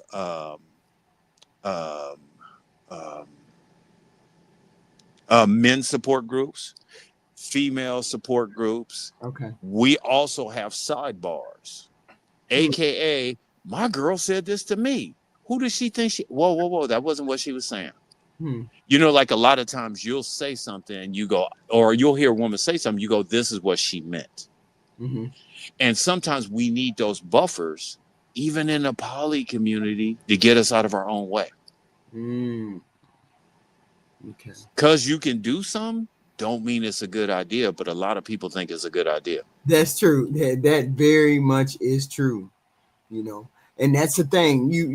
People don't know boundaries. They I think a lot of people don't know boundaries in relationship. Things they're not supposed to say, things they're not supposed to do, and things they don't engage in. And I think people think just because it's sexual, it's a good thing to do. Not necessarily gay or that kind of thing, but some people just don't know sexual boundaries. And Mm-hmm. they just don't know sexual boundaries. That's how I got to put it that way, because it could be all kinds of things, and flirting with another person, engaging with another person, and you're married. It's just a lot of who you gotta start from scratch with some of these See, people. see, and I think flirting is good.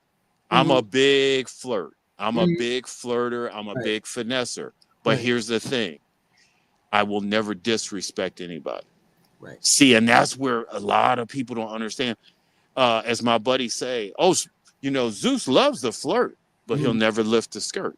That's the difference. Yeah, there you go. You know when to stop yourself. Know when to, know when you get to that line, and then don't go over that line. Yeah, and a lot of people don't have those kind of boundaries or that discipline to stop Mm-hmm. that from going further than what they do.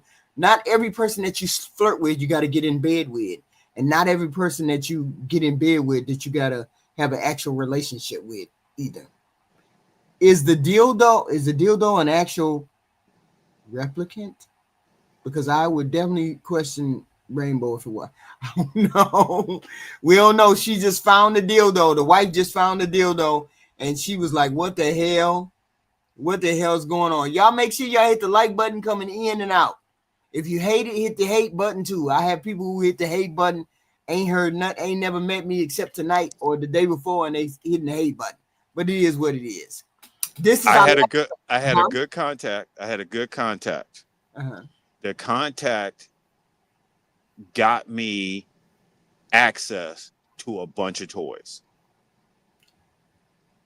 So I bought toys that in my mind I thought was a good idea. Mm-hmm. I laid them out on the bed. I put a towel on the bed and I said, "Hey, here's blah blah blah blah blah." First thing they said, "Where'd you get these from?" Mm-hmm. Because it threw them off. Right. And I said, "Hey, hey, hey. I'm not bringing them here to force you to do anything. Right. I'm saying now we have access. Right. Anything you don't like, we can swap out, discard, etc. But like, like learning how to introduce those items, Right. not always easy. And you got to realize you might have to introduce them 3 or 4 times. Mm-hmm. And each time maybe it's a little softer when they get accepted. Or when they get, oh, you know what, I overreacted. Oh, I could kind of see how you would be excited about this. Mm-hmm. Mm-hmm. And I remember putting them away. Mm-hmm. And then one day I came home late at night. They were like, hey, by the way, I took a bath. I did this. And you know what? You might be on to something. They didn't want to tell me I was right. They just smiled and said, I'm on to something. Oh, okay. Okay. Like the roles and those Right. kind of things. Yeah. I still ain't figured that roles out yet, but you know, I ain't trying to figure it out. I just don't think it's something that I would figure out uh, on my own. Let's put it that way. Right. But see, the thing is, you said, okay, there's something here. This one might not be for me, but Right. I tried it. It Right. made me smile a little bit. I didn't die. Mm-hmm. Right. Okay, there might be something else. And then that's this. I'm gonna connect Shannon Sharp. There are groups where people have Mm-hmm. questionnaires, and you go down the questionnaire, and they'd be like, "Okay, we'll try this." It Mm. doesn't mean that; it means this. And then you just there's a book by Johnson and Johnson called 500 Sex Questions You Wanted to Ask, but You Were Afraid to Ask. And it has a lot of scenarios in there. And jobs play into your sex life. Your childhood plays into your sex life. Your Mm-hmm. trauma plays into your sex life. Right. Right. It's not always as simple as this means that. Right. And I would refer a person to maybe that's interesting because I might look into that, a sex coach or a sex therapist. I mean, it might be interesting to go there with a partner. I don't have a partner at this time, but it might be interesting to refer someone to that sexual sex partner or that sex therapist, if they're having most. Here's the thing: I know a lot of people know how to have sex, but do they know how to have good sex? That's the Well, thing. you said something the other day, and I thought it was really good. That people don't know the difference. Yes, there you go. And Yes, and you can have a lot of sexual partners, but you're not everybody's gonna hit the right target. It's not gonna be the right scene. It's not gonna be right. right. And then once you kind of figured out, what we tend to do is we tend to keep chasing that feeling versus recognizing, no, that was the right person. That was the right person Right. until too late down the road. And sometimes that one particular feeling, that one time that you come or climax, is so much more related to sexual. Is so much more related to sexual expression. That's why I'm saying I would Mm-hmm. refer someone to a sex coach or a sex therapist to teach you more than just. Some people just don't orgasm or whatever. Some people just don't. And this guy her finding his dildo means he needs more than regular sex. That's what that means. Her. Right. But see, that might be ring 3 and Mhm, they're in ring 1 and 2. right. Well, what you do is you just build once every 3 months. Boom, we're going to do this and feed that. And then it will balance out other things. But a Wow. lot of times people try to control all the elements, and that's sometimes in a detriment because they don't have the tools to understand the elements that they're trying to control. I mean, it would be a different thing if you had a partner who every time you came home, they had a different sex toy, or they had Right, right. you already know, hey, we doing some exploring up in this relationship, right? And some people are intimidated, thinking somebody said on the panel, I can't remember, but they said, using a dildo is like cheating. Yeah, that happened to me about 3 weeks ago. It was on over there on Hamp's channel. Some dude was saying, uh, using a dildo is like cheating. Using sex toys is like cheating. And I said, what? Wait a minute. Hold up. What the fuck is going on? That you would say, why would he say that? What's going on? That a person would feel like sex toys is a replacement for the regular person when it's just an enhancer, right? That's how I see it. But I see any toy, I mm-hmm, see any oil, I see anything else as an enhancement. right, And I also see it as teamwork. right, You right. have to have a role, I have to have a role, but we have to have a common goal. I mean, he had a logical explanation for it. He said, when I see my wife with a dildo, she is cheating on me. I said, what? Wait, what the fuck? I said, he said, well, because it's a replacement. It ain't, it's not an enhancement. I think of it as an enhancement, right? But Mm-hmm. he said it was a replacement, and cheating, that's a deal breaker for me. And I was like, this man feels so strongly about it. It was a young man too, young man. And I Mm-hmm. was like, you don't even need to go there. This is not a replacement for you. I'm thinking, this is not a replacement for you. This is to enhance your sex life. And a lot of people feel like, let's just stick it in and we do our little rutting and then we done. Not knowing sex is more than just sticking it in and rutting. It's more than that, right? For her to have a dildo, for a person to have a dildo, uh, it's more entailed than just, I need something beyond you. That's not what that means. But It's just isn't that what that wife just said? What that guy just said is the same. It's pretty much the same thing. what she thought it was a replacement for her. Yeah. You, no, you see, yeah, that could be it. She said, am I not enough? Yes, That could be I'm it. not saying it's the exact same conversation, but I'm Right. saying she's close to saying the same thing. Right. And a lot of people, I didn't know people, I didn't even know people felt that way. That if you see them, if your partner has a dildo, you feel as though it's replacing you in the bedroom. When that Mm-hmm. when that is further from the case. If I have dildos, I want you to use them dildos on me. I want you to use them dildos. I want you to show me where I'm limited in my capacity. Show me where we can do more than with the rolls and with the little buzzers or whatever. You got to learn how to explore that. A lot of people don't explore their sexuality that way, though. You know what I'm saying? A lot of people think stick it in and we just and then we done. When sex goes way beyond that, you got to have been when a person says poly, right? Mm-hmm. What does the poly doesn't necessarily mean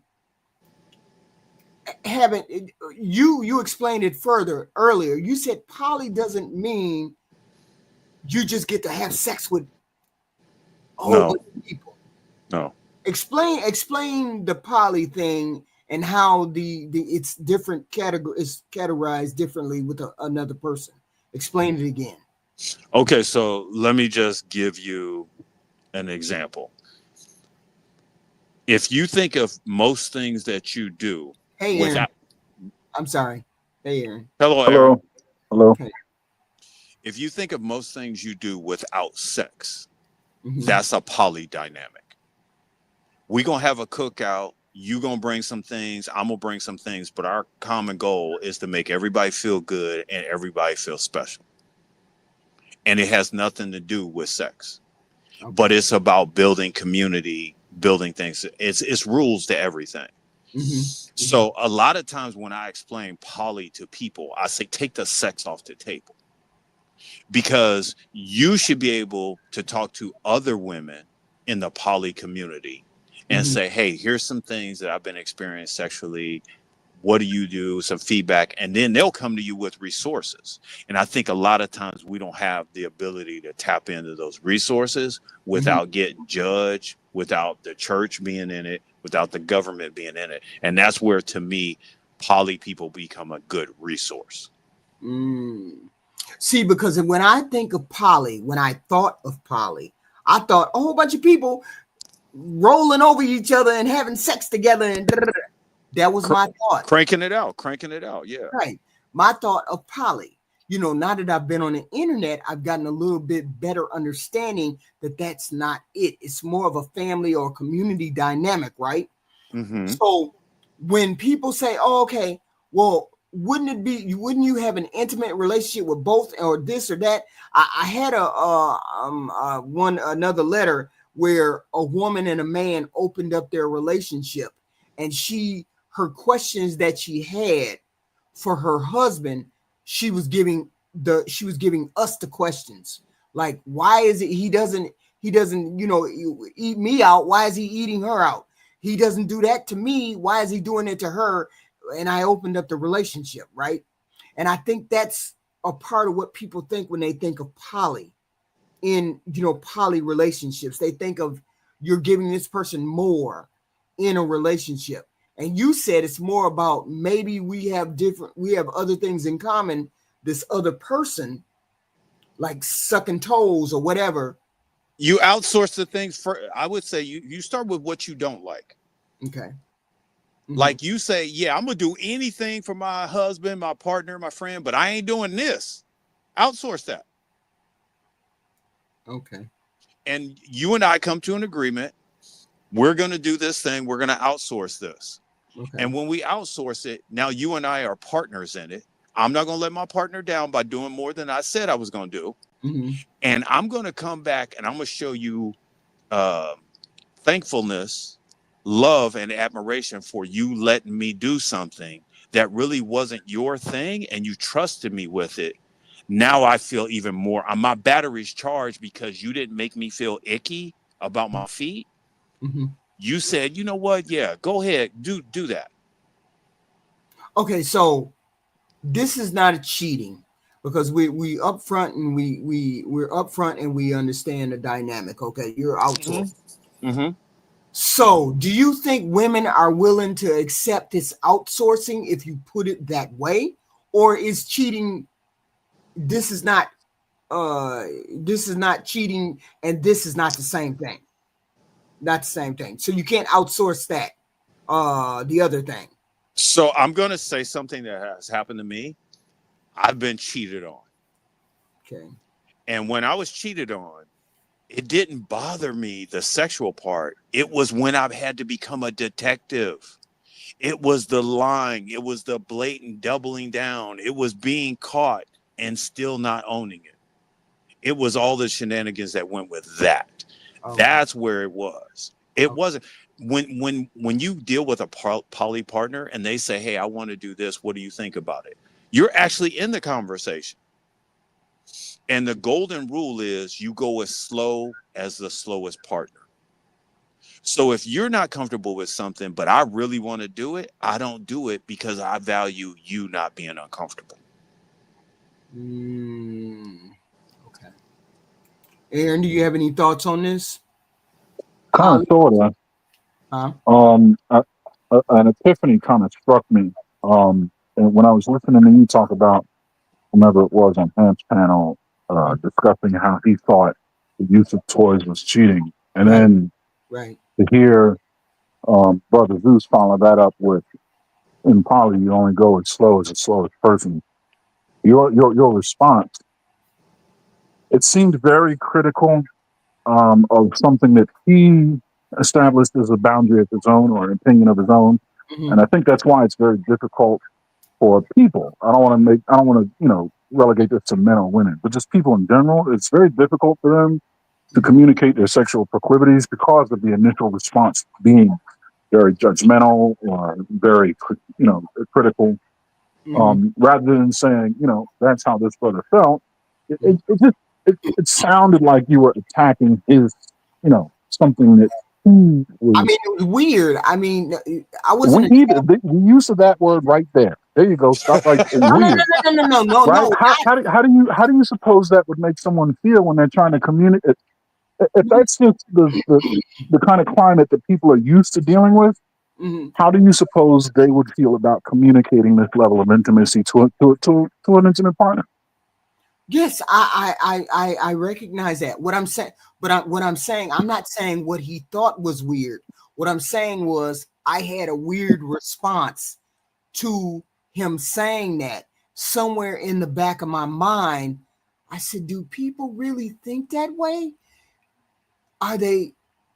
It was weird to me that I had to actually. This person actually made me think about it because I had never thought.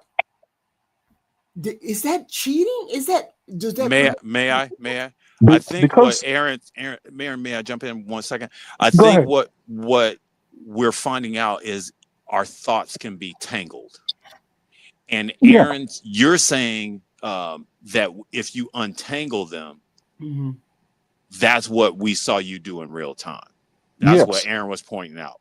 Mm-hmm. With Right, that but said, I'm in. Go ahead, Aaron.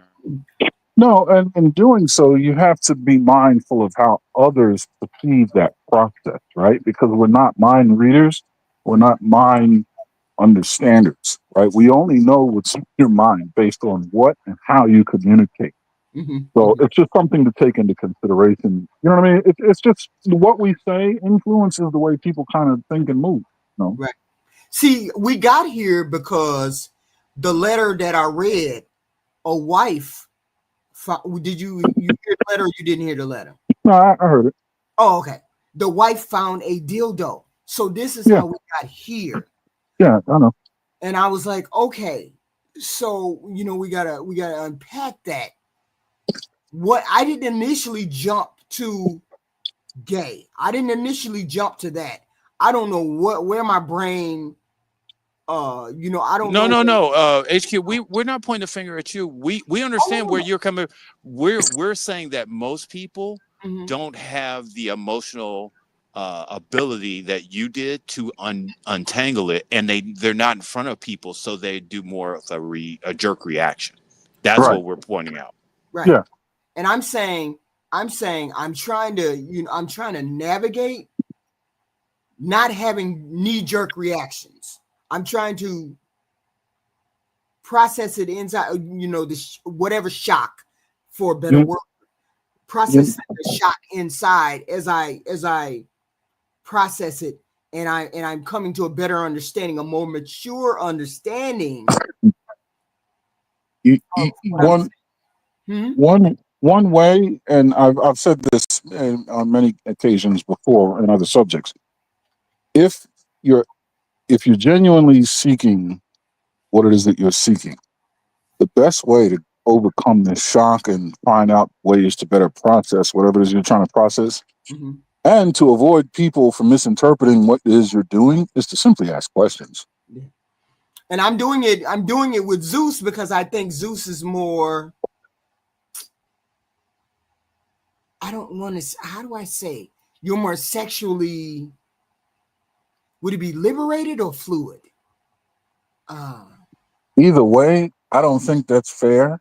I think you should ask questions of anyone oh no. that leads you to a state of confusion about the conversation, period. Now, what you do with the answer or information is totally up to you. Right.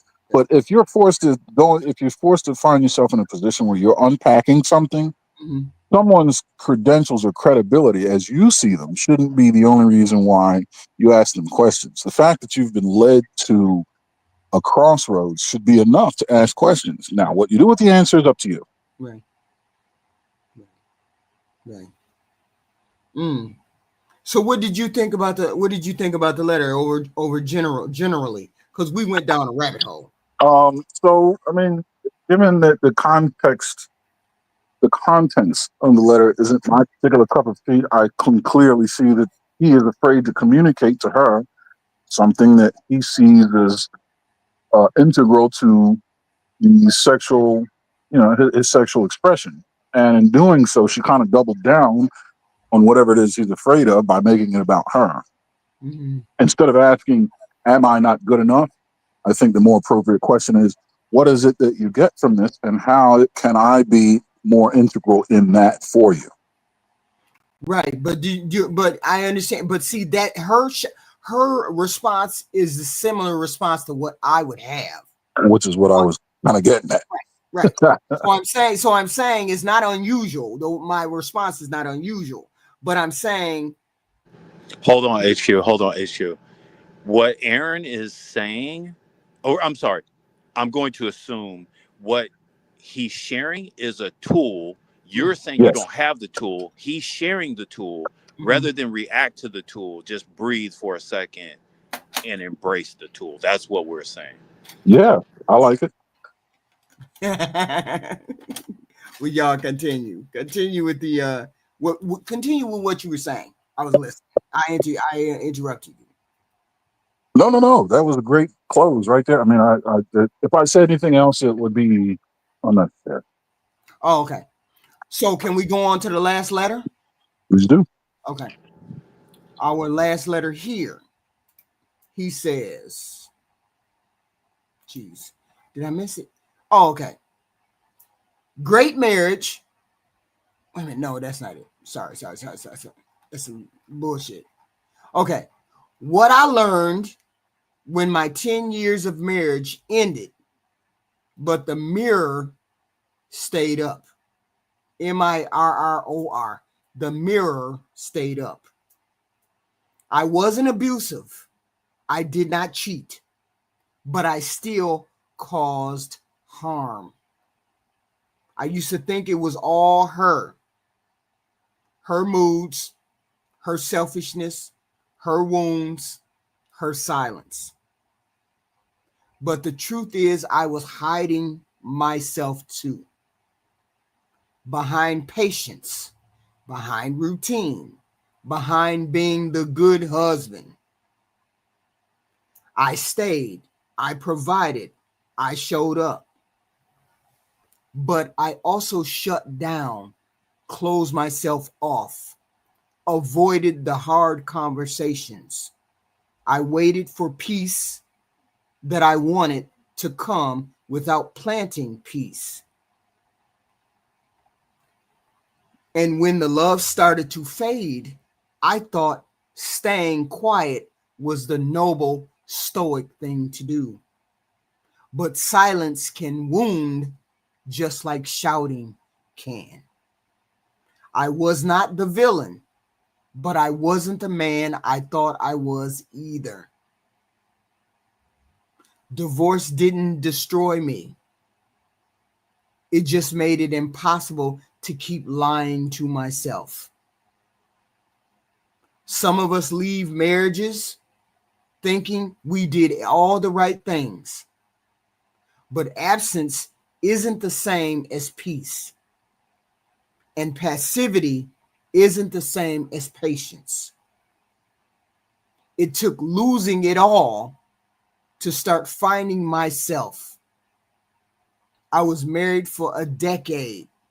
I'm divorced now for 3 years. This isn't about blame. It's about choosing awareness over avoidance. So you don't keep repeating pain that looks like love. You are not broken, you're rebuilding. I'm rebuilding. When men carry more than we say, when men carry more than we say, but being numb is not strength. Being silent is not leadership.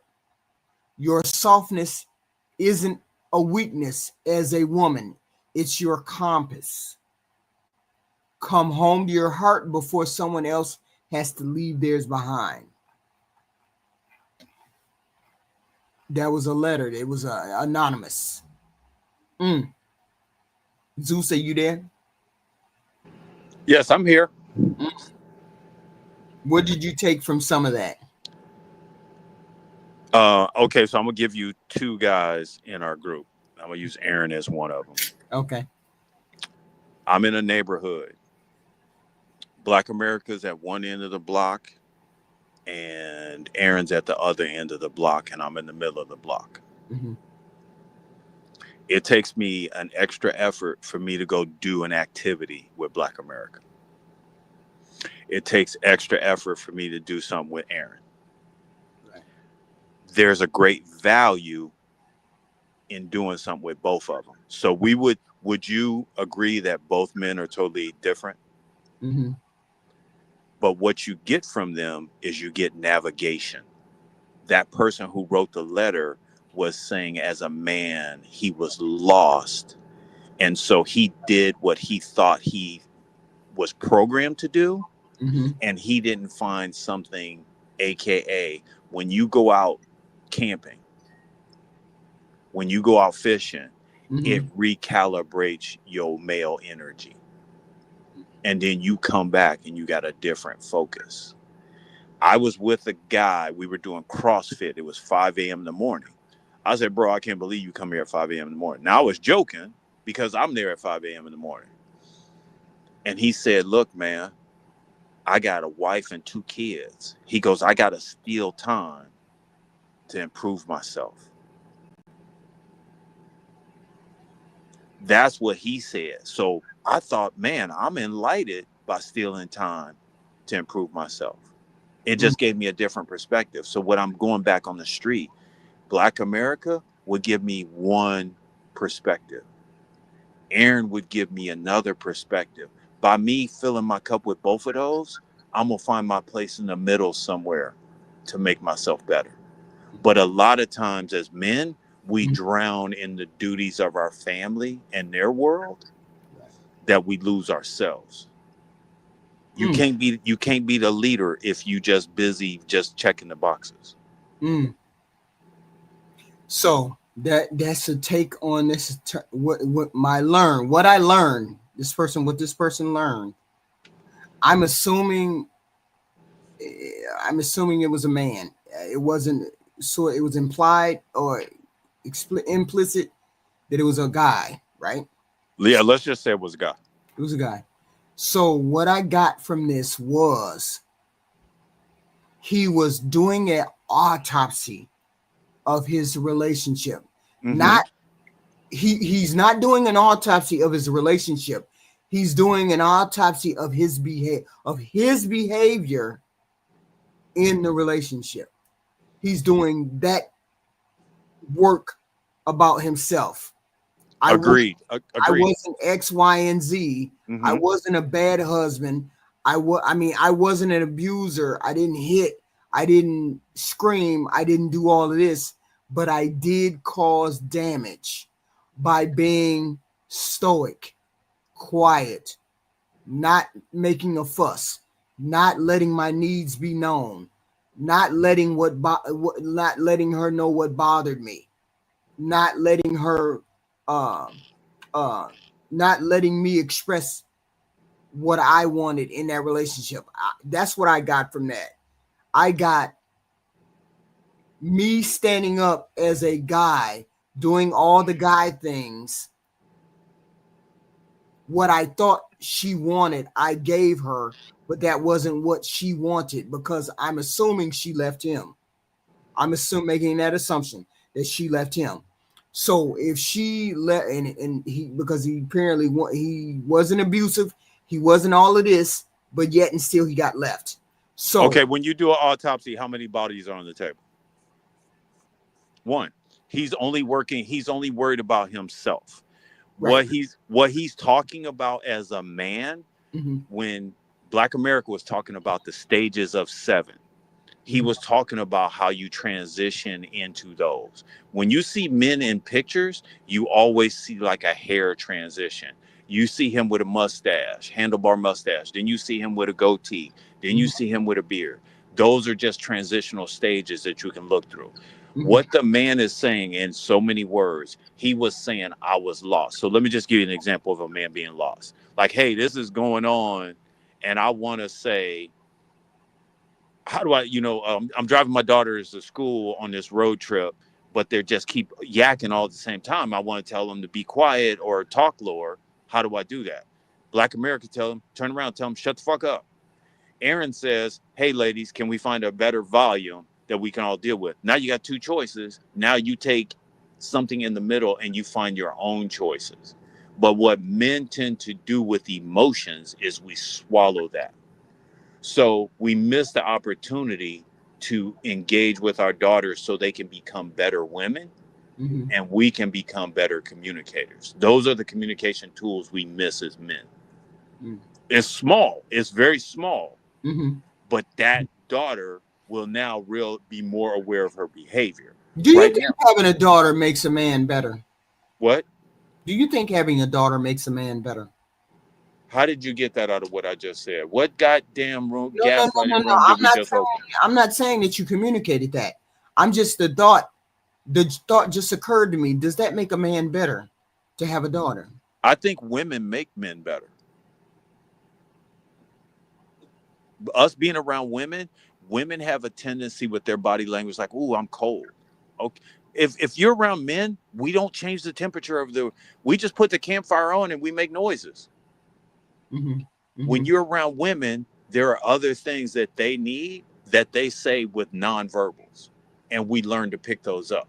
mm-hmm, mm-hmm. And when they say, "Hey, do you think we can do this?" We didn't think of that. Now we find a way. We engineer a way to make it happen. Right, right. Hmm. That's what, and the daughters will constantly, Dad, why do we do it this way? How can we do it? Can we do this? And those asks make us think of ways to bring a resolution.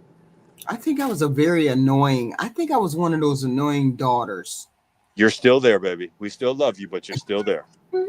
I think I was one of those annoying daughters that I used to ask Dad everything. Dad, what kind of shoes do I need to wear so I can play basketball? Dad, what kind of X, Y, and Z should I do when right? Mm-hmm. Uh-huh. And he was a hilarious human being because he liked to joke and then be very dry with his humor. So he must have said something smart. And he must have said something smart because I always laughed around him. So I thought maybe that made him better. Does that make fathers better to have to navigate the nuances of women, or navigate that. It seems as though when we talk to men, they resent women to a certain extent. Like, you're only good for X, Y, and Z, and that's not all that a woman is good for. Is just I think something that you said last week is key. I think you sharing that story right there is twofold, because he got better by speaking with you and knowing you're inquisitive and letting you be in that space. But you also said, when you were talking to the group of women last week, Mhm. you said you realize when you talk to men, you have to use different set of tools. And then when you found yourself talking to the women, you used some tools, but you knew what you was looking at. And I think that made you 360 degrees. And a lot of people just want to be one way, Mhm. and they get stuck and they don't know why they stuck. And you try to say to them, hey, let's look at it this way. That's why I'm saying us having different male voices in this space, Right. it gives us a chance to be better. Because Right. I don't think anybody has told those people they have value. I don't think anybody said to them, like, it's okay for you to have a different opinion, Right. or say, hey, we see the way you're looking at it, but how about you look at it this way? Not that we're trying to change those people, but I Right. think there's different ways to skin the cat. See, we got to bring more people to the middle. You got to bring more people to the table and not be standing on the outside. I'm thinking, I'm thinking this person, this letter that we just read. I'm thinking this letter right here. This person, to me, this person is saying, I did all the right things, or the things I thought were right, and I still did harm, not meaning to do harm in the relationship. I still did harm in the relationship. Uh, and he was doing an autopsy, accountability for himself. I was this way, but I really, maybe I did something What are different. you doing? What are you doing? What are you doing? I'm They just, not saying all that. They just saying something very simple. no, They he's didn't. not. That ain't, that Yeah, letter right there is not simple, not at all. I don't see it as simple. You see it as simple. I'm saying my interpretation is much deeper than maybe yours is. I see a I thousand get it. letters. No, I get what you're saying. I get what you're saying. And you're right. It is a deep letter. But what they're, if you break it down, they're saying I was lost and I didn't have the tools. So you and I agree on something.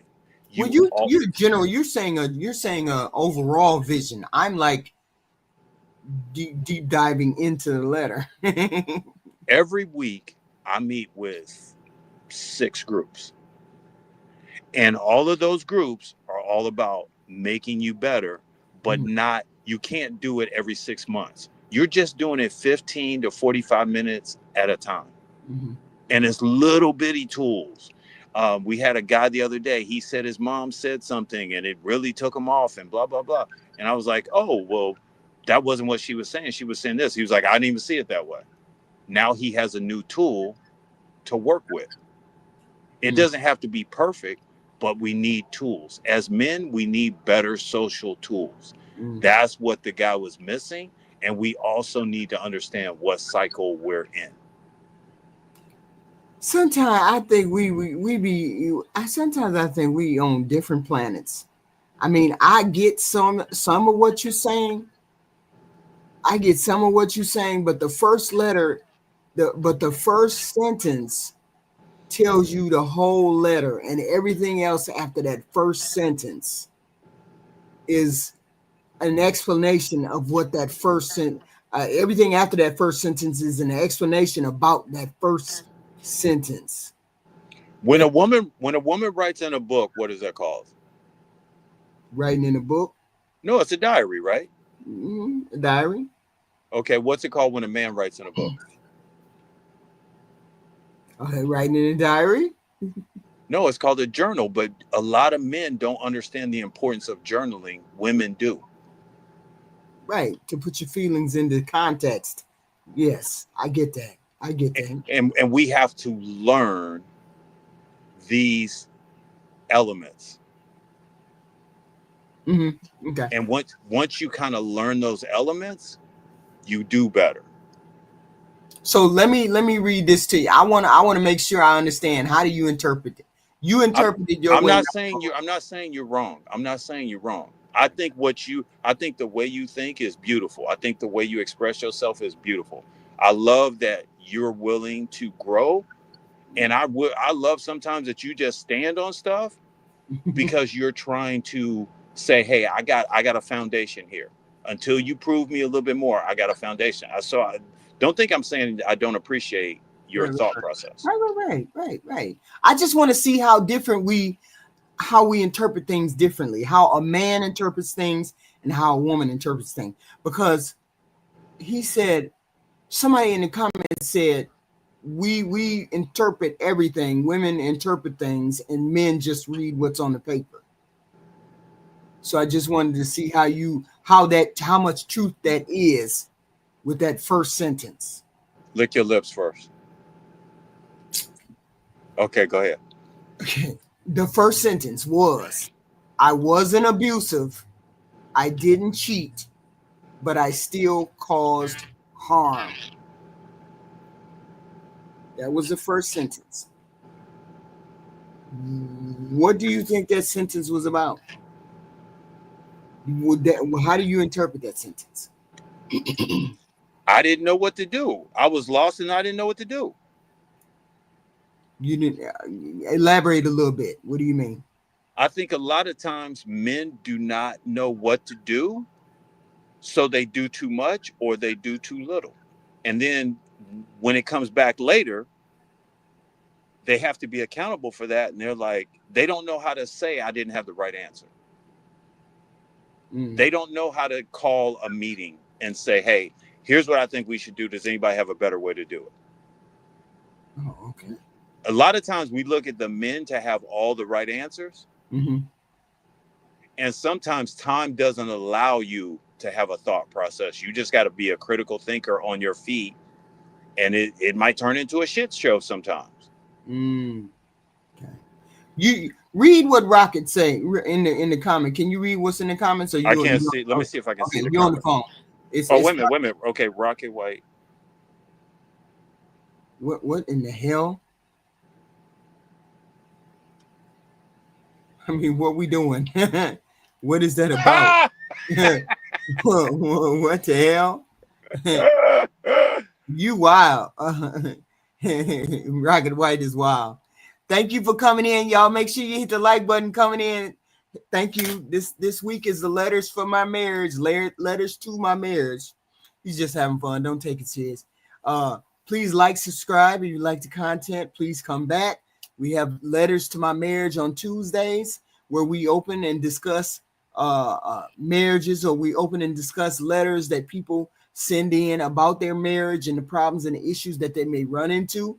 I mean, we talked about the sexual aspects of the relationship. We talked about, people not being there, cheating. We talked about all of that. We talk about all these subjects every Tuesday regarding marriage and how people navigate these things. So, Zeus, give me your final thoughts, sir, please, and thank you, because I'm going to eat. Well, one, I apologize to Aaron if I didn't give him enough time.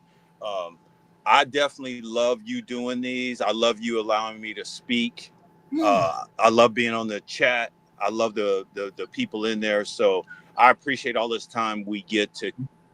It's just little golden nuggets. I ran into a brother the other day and I was able Mhm. to help him.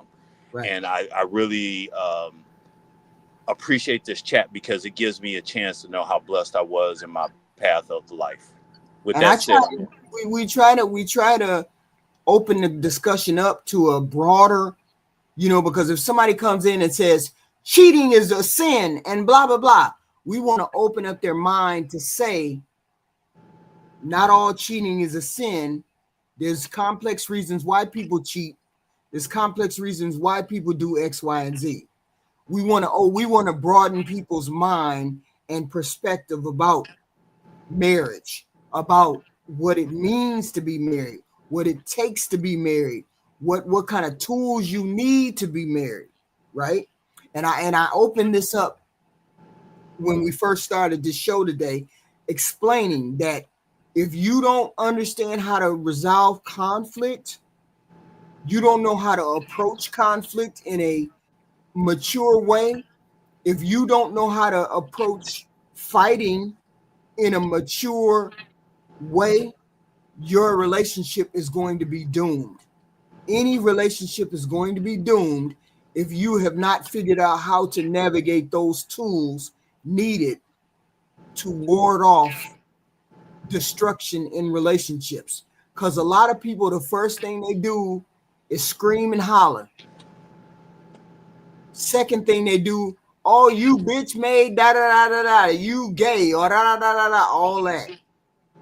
See, that means you don't have the tools to fight in relationships. Uh, what is it called? Fight fairly in relationships. Okay, so I'm saying we're trying to deal with marriage and dive into marriage and find out what the tools are that we need to have better marriages. Maybe some people won't get married. Maybe some people will, but we want to present those tools like a sex therapist, a sex counselor. If you find yourself in a situation that this young lady found herself in, Abnormalities, yep. abnormalities, sex therapists, there's plenty of them in bigger cities. You just got to look for them. Okay. Use people got to learn, and as I said, I opened this stream up with learning how to fight, how people learn how to fight in marriages, and it's got to be strategic fighting. It cannot be physical. It cannot be verbally destructive. It cannot. It's certain things that it cannot be. So we have to learn those tools in order to be effective communicators in relate. And you cannot let things fester. People say, well, I sleep on the couch and I let it drag on. You don't let it drag on. You try to solve those issues right then. Zeus, you have any final thoughts on that? I had to learn something, and they're called barometer checks. Right. And barometer checks are just simple. You and I are having it out. We're neighbors. Right. And I just order, I'm just making up something. I go get tacos for my family, and then I just get double the amount, and I just leave it on your door. And I go, hey, I was at Taco Bell. I just want to let you know you guys are awesome. Boom. I don't need an answer from you, right, but that's just a way to break the ice. Right. And I had to, once I was taught that makes the world a better place, I knew how to do it. I done leveled up to donuts now. Right. Navigation tools. Thank you, Zeus. All right. Much. Thank you. Oh, Bye-bye. And I found some of your letters. I found some of these letters. I found some letters that you sent me. Thank you very much. I love it. I read those all the time that you send me, in the email. I see all those things. Perfect. And I do appreciate you, HQ. When I say I love you, I do mean that. Thank you. Thank All you. right. Thank Bye-bye. you. So this is what we're navigating for today. We're navigating critical issues that occur in marriage. Why do I got my Vaseline, my lip stuff? Okay, I always have that around my mouth, lip stuff. So this is what I opened up with.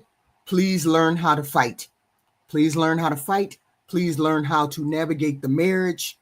Marriage can be a beautiful thing. It can be a wonderful thing if everybody is willing to fight critically, effectively, fairly. I hate that white thing. People learn to fight fairly, right?